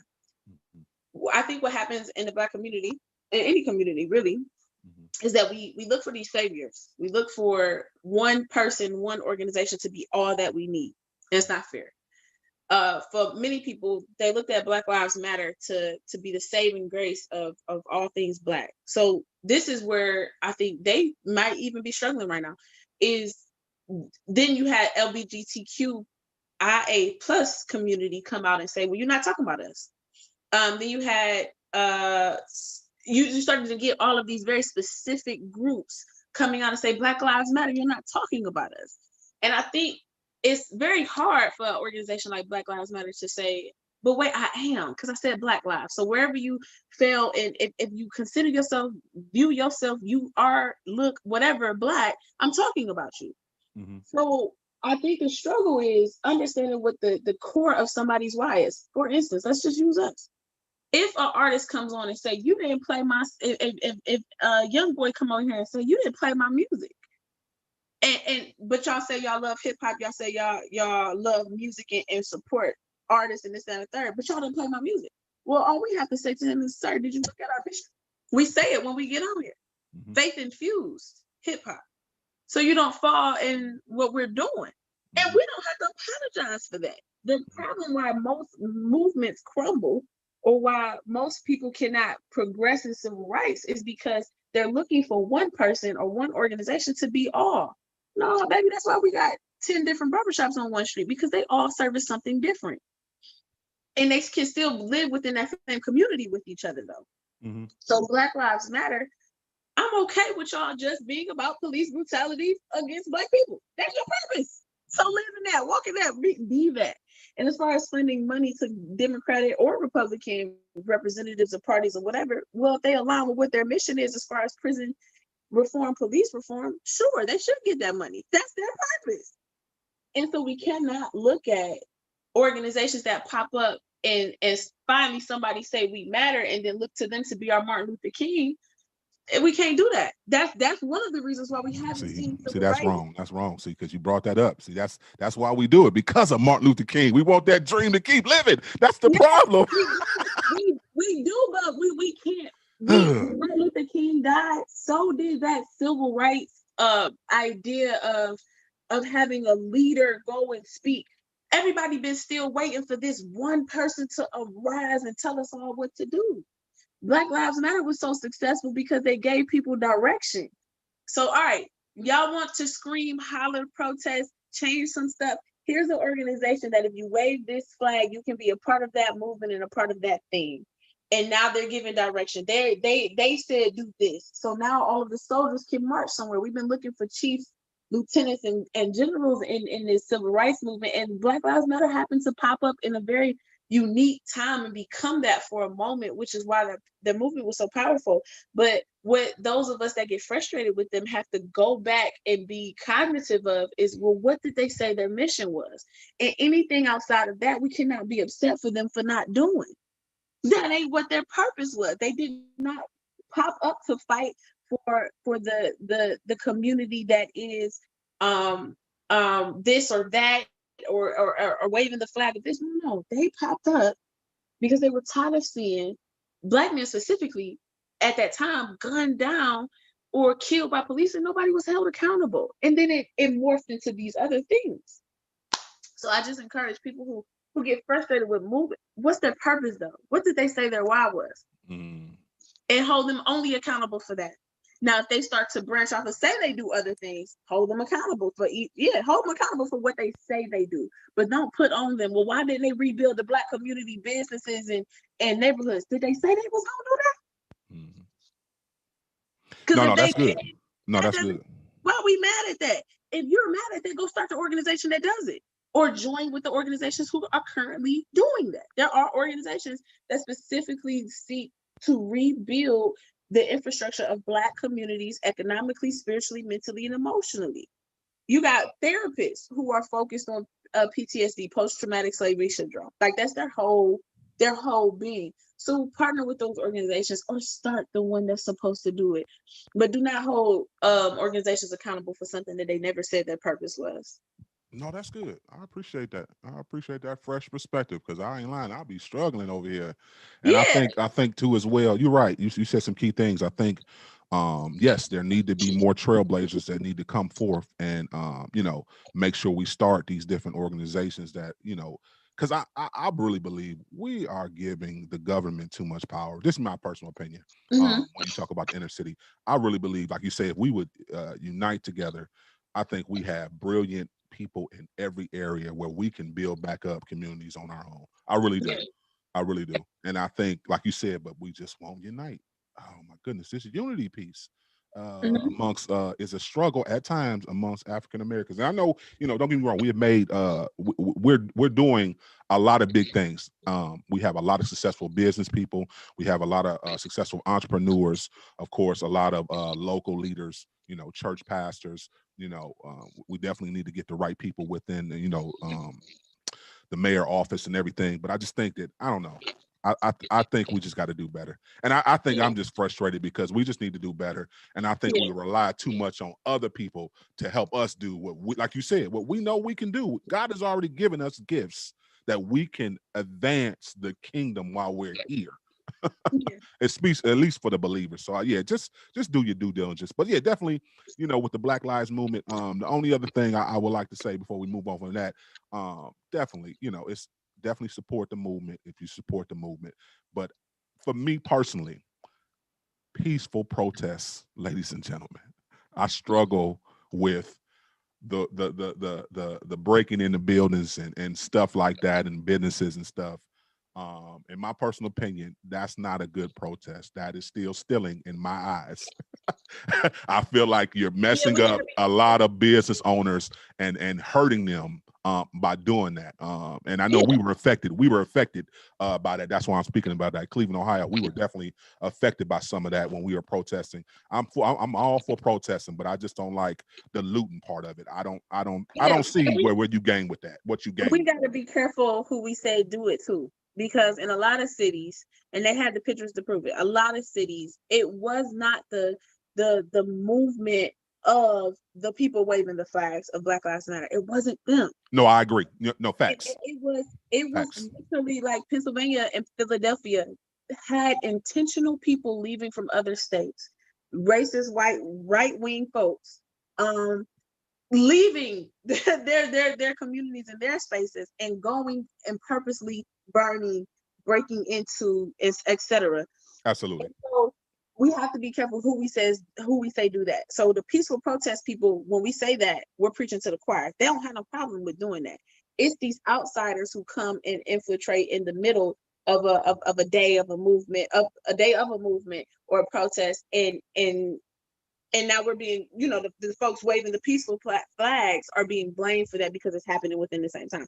So I just say, yes, peaceful. No, I agree with you wholeheartedly. I just be so mad at people when they be like, the Black Lives Matter people rioted. No, hold on, sis. No, they did not. Like, stop calling that was a subset of group of people who are looking for opportunity to do things like that. Because I never think any business should be hurt, white, Black, or in between. I agree. So we just have to be careful who we label the rioters and the looters, because it's not the movement itself. Those people were too focused on fighting the good fight, if you will, to be robbing, stealing, and have no interest in that. So I always have to, in my mind, defend those people, because I'm like, no, it's not them. And you have some cities, literally, police were leaving bricks in the streets. Mm-hmm. They had the pictures of it. Police literally dropping bags of bricks off in the midst of protests for that to be incited. So we just have to have a different conversation around that. And I also have to make sure I say, just because there are really good cops out there. I've seen them myself. Absolutely. Take off their badges and literally march with the people. My father is a lieutenant in his department, and that's a fun fact I never knew. Yeah, that's my dude, James. Okay. Yeah, that's why I got no speaking to this. No, my dude, my pops is a chief in one of the most racist states in America, and he would be the first one to tell you. He tells his officers every day, y'all can go out there and try some foolishness with people that look like me, that look like us, or people who don't look like us. He was like, one of his biggest speeches, he tells folks, you go out there, you treat your people like you treat your family, like, because that's somebody's daughter, that's somebody's son. And he has done something interesting in trying to reform his department to practice more of like what Switzerland and some other foreign countries do in terms of mediation, and showing up to a scene ready to mediate versus force. And it's turned the department around. They have a lot of relationships in the city. Like they eat lunch with folks and do different things to kind of build relationship in that community. And so they don't have a lot of issues when it comes to such and such because of what he's chosen to do as a leader. So I always have to say that because I come from a cop. But I'm also me and him go back and forth all the time about it. I tell him like, but there's some raggedy people walking around with the badge that you got on, real raggedy. And he'll agree. He's not one of those cops that won't, y'all don't know the situation. It's scary going out of there. He will say, and I appreciate that about him. He will say, oh no, they cowards for doing that. We'll break down the video. This is what should have been done in that moment. So there are cops that are having the right conversations. I think the fear is the platforms that they have them on because of the backlash that they'll get, or honestly the consequences that they would get for having those conversations on a larger level. So You Y'all tuned might into the Fix, your source of faith-infused hip-hop, R&B, and poetry with DJ Focus, TR Khalid, and Rico Suave. Let's keep it locked. We're going to go to a music break. We'll be right back. Let's play 7, Sovereign. You tuned into the Fix. the Fix is in. Yes, sir.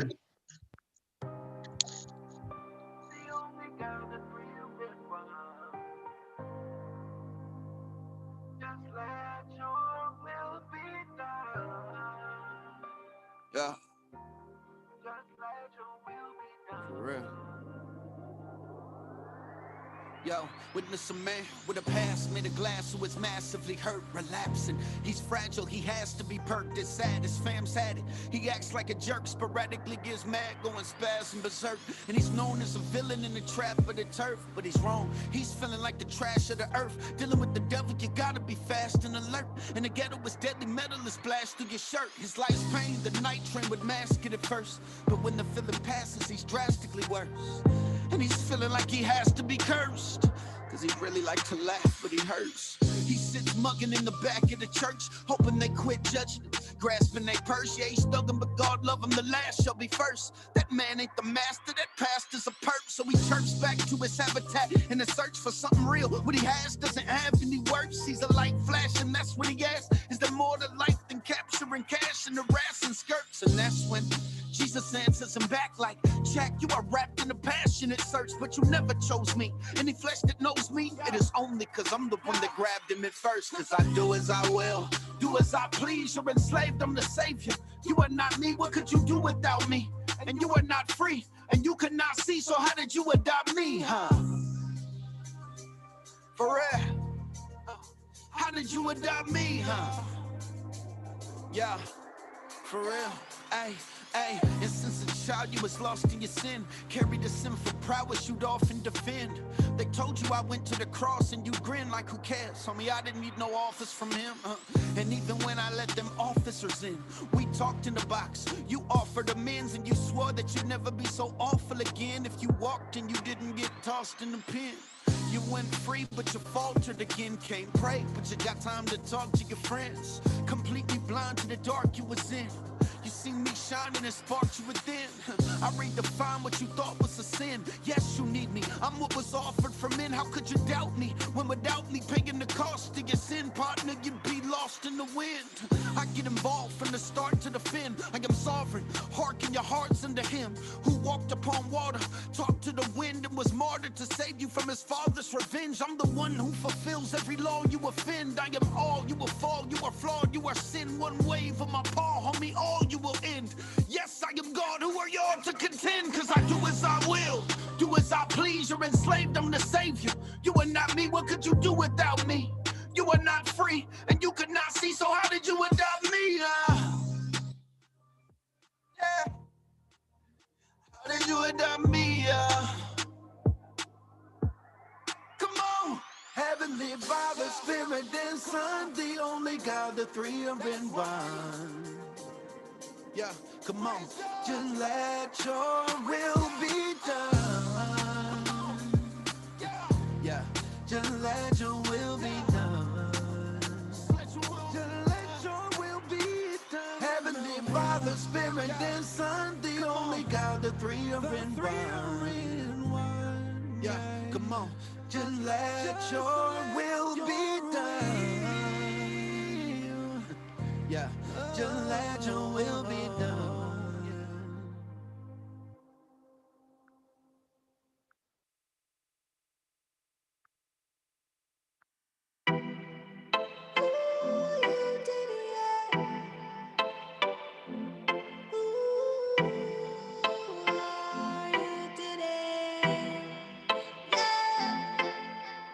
Used to sleep with my lights on, fearing all these pythons. Stole it from my sleep, cause I didn't have my eyes. That's the Nikon, I connected with my doctor. That's cool. That's my shit taken, I went from it to me.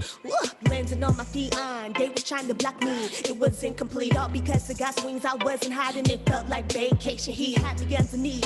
Speaking in my dreams and told me that in his presence, no, they don't stand a chance, no, but they gon' get these hands in. And his I am for you, tell me who gon' recommend me, yeah. So I let him take my side like it was surgery, yeah. Took a Cell, butterfly, call it courtesy. If these demons try to murder me, I'ma relax and let you spaz. Tell 'em you did it like that. You did it all glory. You had it in my bag. You did it. You flipped it like that. You did it all glory. You had it in my bag. My bag. You did it, yeah. You did it like that. You did it all glory. You had it in my bag. You did it like that, like that. You did it all glory. You had it in my bag. You did it, yeah. You did it like that. You did it all glory. You had it in my bag.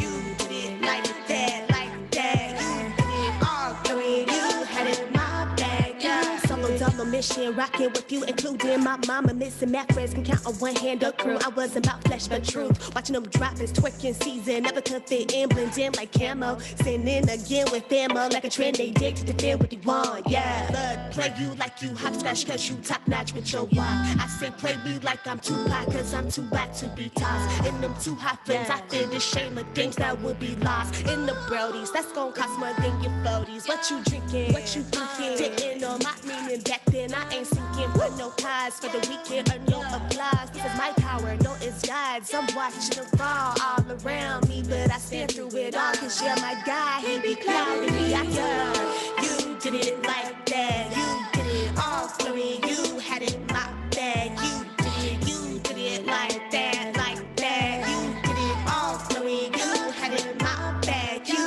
did it, yeah. You did it like that. You did it all glory. You had it in my bag. You did it like that, like that. You did it all glory. You had it in my bag. Sin doesn't condone those who wanna live right. And did it to a thing, cause we in the spirit tight. And we ain't giving in without a fight. Plus it ain't by our might. I'm saying that you did it, yeah. You did it, yeah. You did it, yeah. You did it. You did it all for you. You did it all bag, my bag, yeah.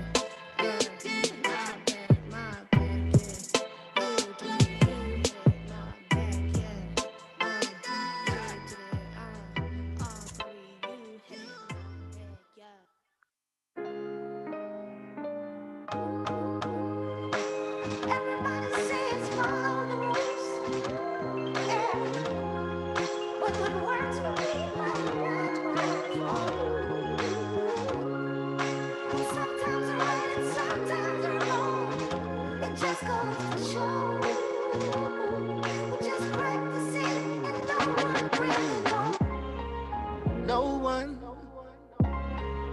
no one, yeah, yeah, no one. They always told me my ideas would never work. Go to college, get your degree so you could go to work. Yeah, cause you're gonna need a backup plan, just in case anything happens. That's the only thing they understand. They don't think that you could do it if they never seen it done. So to my dreamers, I keep dreaming. And if you got the master plan, keep scheming. Gonna have some doubters, that's how it goes. But to be honest, nobody really knows. Everybody says follow the rules. Yeah. What works for me might not work for you. Sometimes right and sometimes wrong. It just goes to show. Just practice it and no one really knows. My mama probably thought I was gonna hit the lead, but I didn't. She told me, Tob, you should go get a real J.O.B., but I didn't.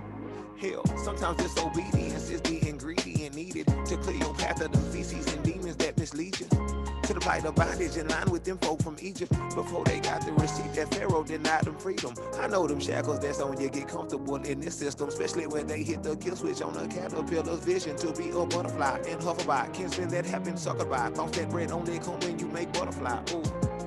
I hope you get it, I do. I might just write the ones in the slums with the drums of haiku to let them know that there's plenty of tycoons that come from typhoons. And ain't no rules, it's a game of fools, and we all just like you. Cause everybody says follow the rules.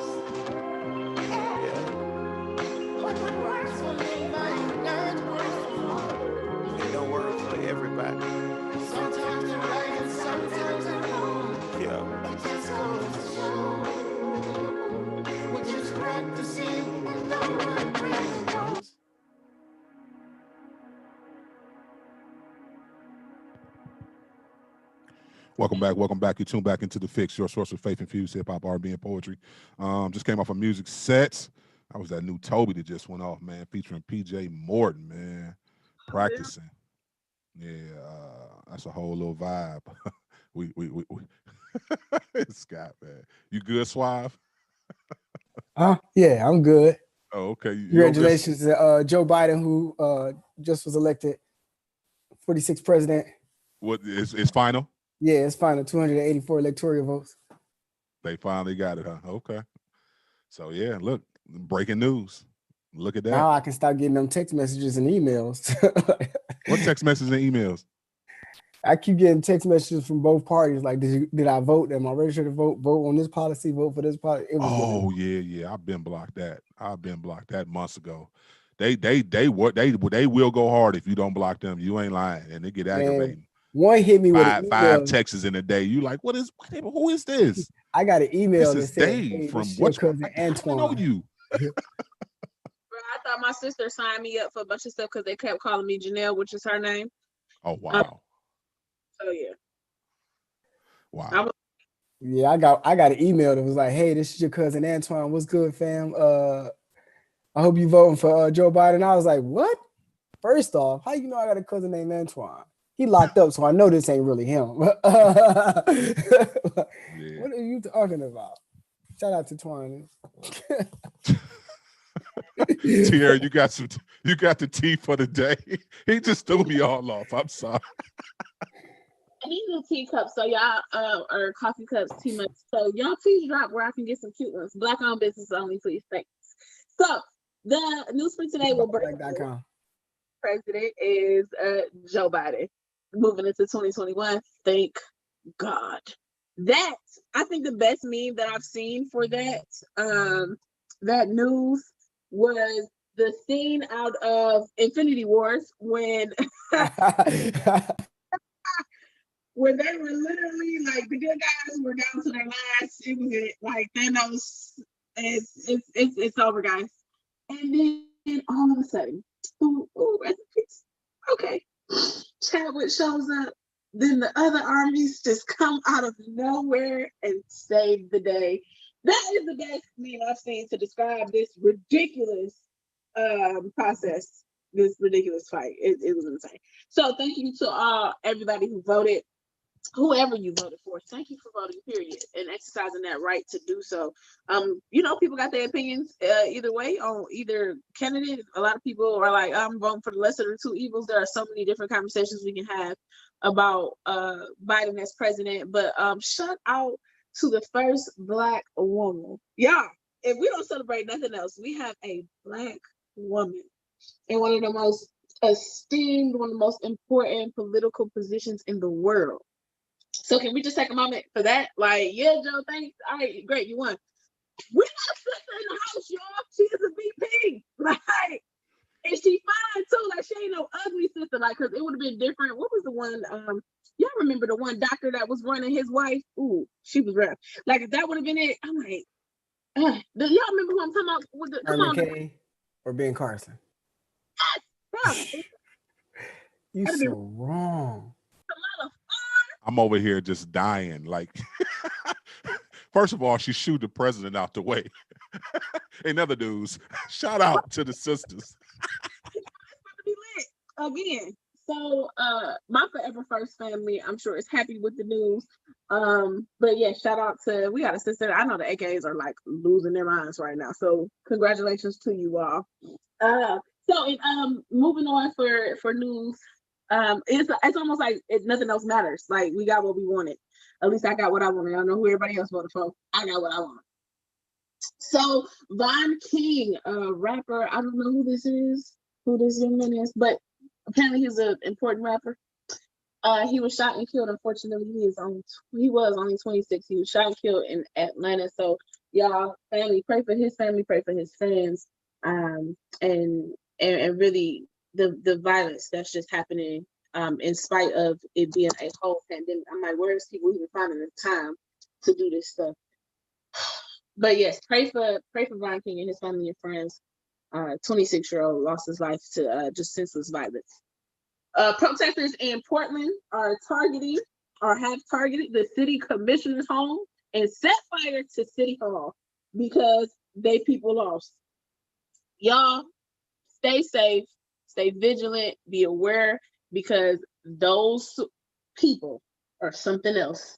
And I also have been lining up outside of Detroit City Hall and other important governors, commissioners, places of fights are for different elected officials that they're unsatisfied with, or different fights that were too close, and it's just a lot of violence going around this particular election. So again, wherever you are, stay vigilant, stay safe. Do not incite, do not participate in the foolery.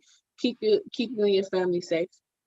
And very, very important news in Tennessee, Governor Bill Lee, this is huge, granted a death row inmate with a temporary reprieve from execution. So this young man, in particular, he had a case about 1987, so that's over 20, my math is bad, 5 years. He has been on death row for, once again, a crime that we're pretty sure he did not commit. What happened in this case was he was in an apartment building, heard like some frantic noises from a family, went to try to go help. It was a white family, a mother and her 2 children. They were already stabbed, injured from whoever was there previously. He saw the cops pulled up to the scene, he ran. Cops blamed him. At the time, there was no DNA testing. And now that there is, they want to retest the murder weapon, such and such, and all of that good stuff. But he was set to be murdered December 3rd, but the Tennessee governor has been looking into 4 cases like this to initiate a retrial, reprieve, and all these different things in the midst of COVID. So COVID has had some good things come out of it. It's making some of these cases be reviewed because DNA wasn't available in the 80s, 70s, even early 90s, where we see some of these brothers and sisters on death row for years and did not commit the crime. So let's stay prayerful for that, for these people who are basically their lives are hanging in the wind right now. So major storm, we gotta also pray for Cuba. Apparently it is this terrible storm that's creating all type of mudslides, killed dozens, and it's moving towards Florida. So if you have family that live in Florida, make sure you're checking in with them. And again, staying prayerful about just what's going on globally, not just politically, but also with our environment. Like, I feel like people of color, I don't know if we're having the conversation and it's just real low key, or we're not having it at all, but we will talk about it here on the Fixx because it's important. It affects us. So environmentally, there are a lot of things happening. Global warming is real, despite what that fool said. So it's creating storms like this, unprecedented, where it's never been like this before. So please pray for folks in the coast, around any coastlines and just in hurricane season, because it's a lot going on, and a lot of people are losing their lives in their homes. So moving on to more joyful news, Dove Awards. Shout out to Social Club Misfits. They not only dropped a new album called Fear by Hell, but they also won Best Rap and Hip Hop Album of the Year for Mood. That last show. Well, He could. Don't go carry y'all. Anyway, I can't even with y'all. I don't know how I feel about it. So I'll sip my tea. But anyway, Kanye West took home his first ever Dove Award for Best Song of the Year, which was "Oh God."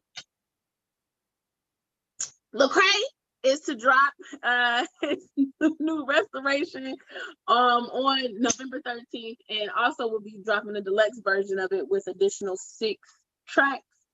So check those. We'll have it, of course. You can listen to it here.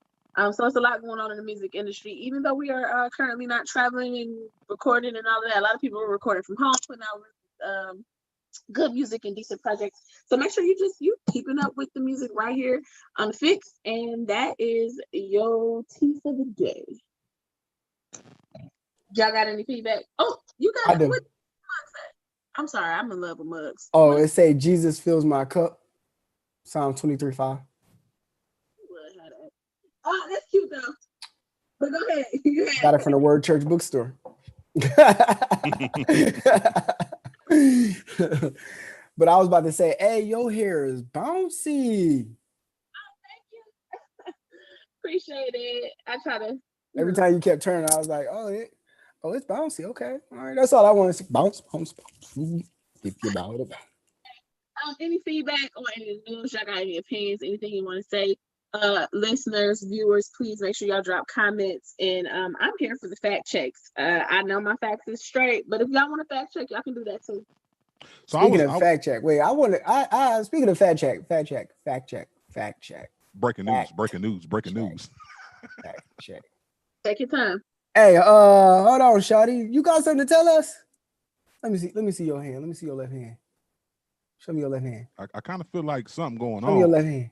That she tiptoeing around. She been real different lately. Let me see your hand. And I've been noticing this teacup for about the last hour. Let me see it. And it's a power ring, you know what I'm saying, on that left hand. What's going on? Is there some news we need to know about? No, don't be muted now. Wait a minute. Talk up. Talking to the mic. Talking to the mic. There you go. I hear you now. Go ahead. Okay, are we done? I hope we're done. This cup is nothing. It was just on sale. It was 50 cents. So I was like, I ain't no man. I ain't handsome, but it's 50 cents. So you were actually holding the cup with the other hand. He was holding the cup. No, show us the other. Oh wow! You see now what she took it off. We gonna get you. Wait till we off the clock. We gonna get you. You know when we look real quick with that. Real quick. Huh? So this is what y'all are talking about. Since everybody's gonna be in TRST, this ring was actually given to me by my mom last Christmas. We had this whole, girl, let me give you a promise ring so you can keep your legs closed. I'm a Lord. So the agreement was she would give me this ring until somebody else replaced the ring. And I was supposed to be practicing abstinence, celibacy, whatever, until I got a husband. I got an attitude about it because who really wants to do that? But anyway, yes, practicing. Trying. Okay, that's cool. Bless your life. Ain't nothing wrong with that. That's good. God is pleased with you. Well, husband, Jesus. Well, yeah. Well, take your time now. You want to make sure he's the right one. You know what I'm saying? Make sure the Lord give you the right one. Take your time. That's what I need. Somebody needs to help pay these bills. But no, I hope he is the right one. And I hope he's doing more than just paying the bill. You know what I'm saying? No, Rico, wait, you'll be proud of me. You'll be proud of me because I want him to be mentally, and emotionally healthy. Those things. Therapy. Mm-hmm. So have you been working on yourself within your singleness, just like you say, getting your right mind and getting yourself together, maybe addressing some bills that you might can pay off before you meet that? Right. I don't want to even meet him with all this debt. It's crazy. So, yes, all jokes aside, I really do want him to have more than money. Money ain't gonna hurt though. I'm just saying. But anyway, so moving on. Can we move on to something else? No, that's breaking news. We just want to make sure, in case we had to report something, you know what I'm saying? That's worth reporting. When somebody take me about the streets, trust me. Y'all are gonna be the first to know. Matter of fact, the TRST for that day, I'm gonna just have my hand like this the whole time.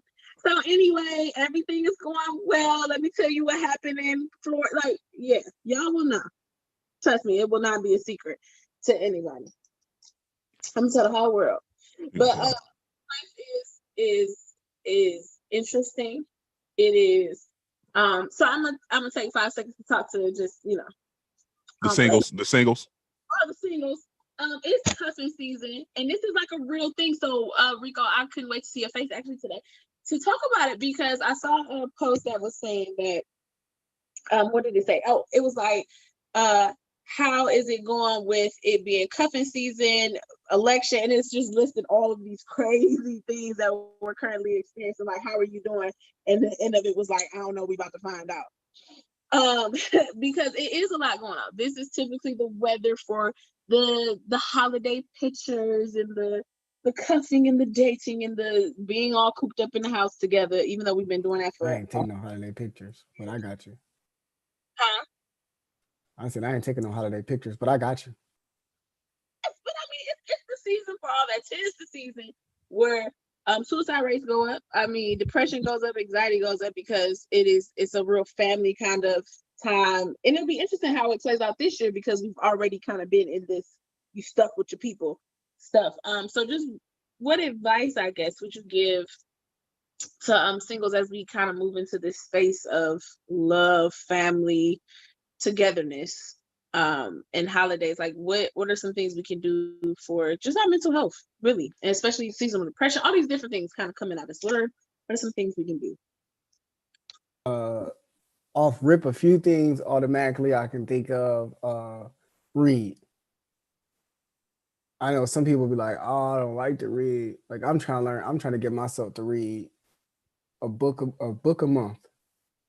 I want to get to the point where I can read a book a week, but read to actually grow mentally. And I ain't talking about no fictional Harry Potter, man, whatever you do, I don't want to hear I'm reading Sister Soldier. I'm talking about some life skill books. Read some emotionally healthy spirituality. Read some emotionally healthy leader. The characteristics of a leader. The seven habits of highly effective people. Like, yeah, read those type of books. For one. Two, meditation.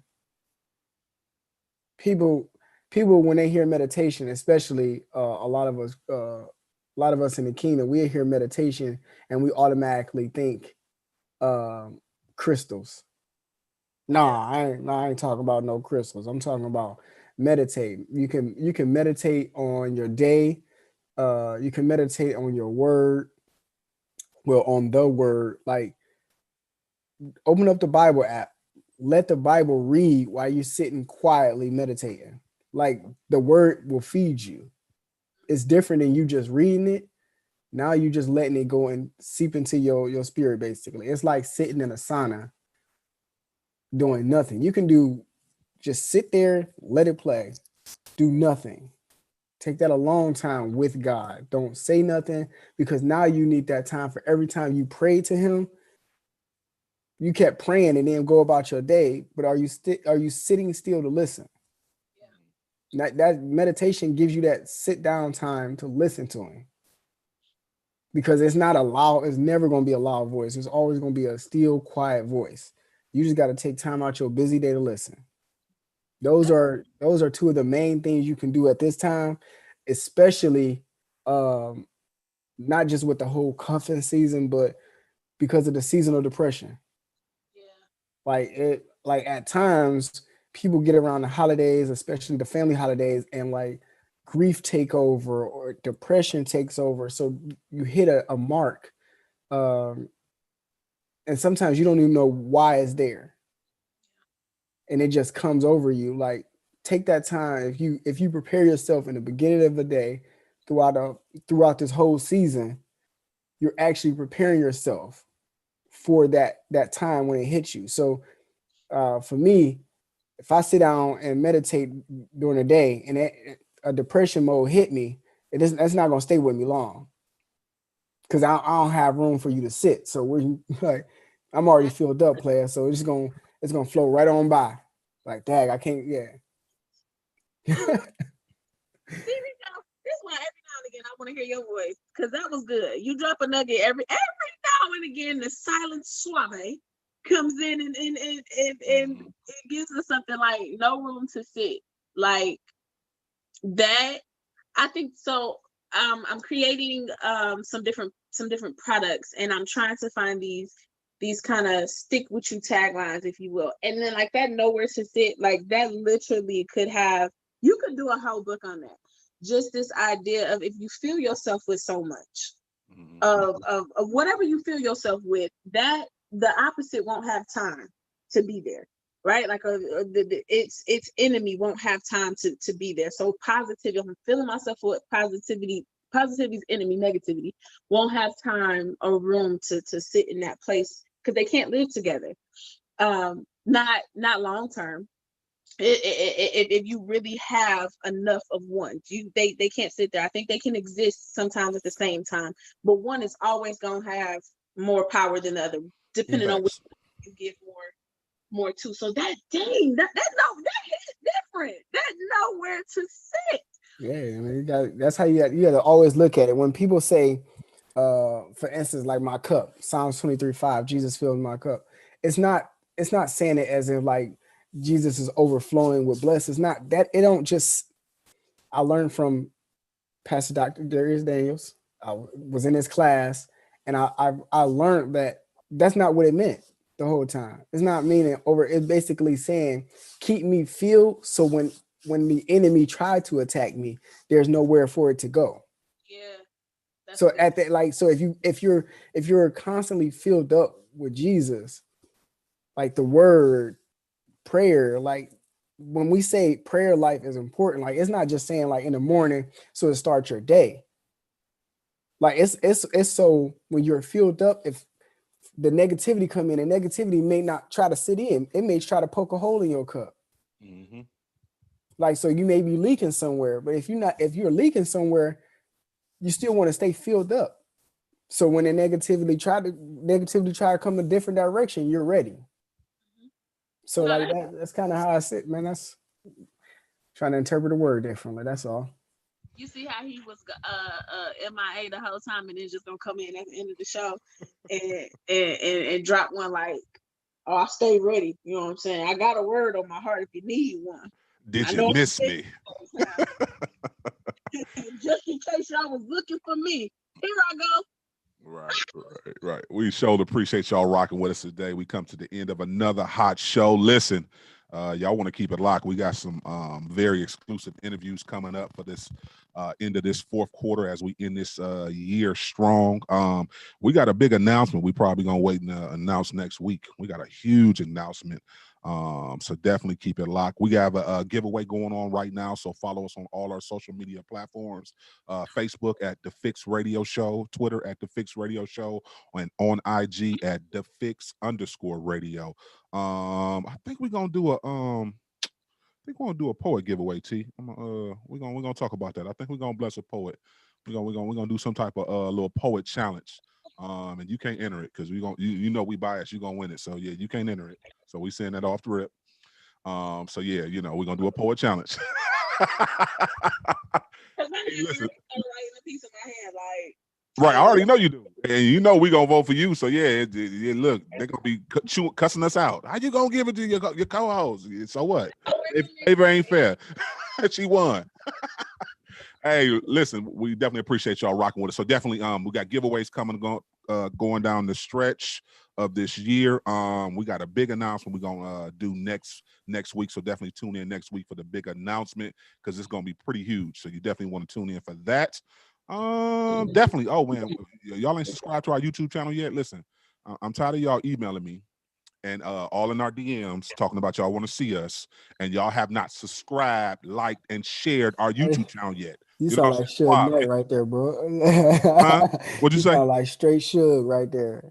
I'm just saying, my DM. Look, they be all in the DMs. We get emails all the time. They want to know who we are. They hear our voices, but they don't see us. We have a whole YouTube channel, y'all. We got tons of interviews, plenty of content for y'all to watch.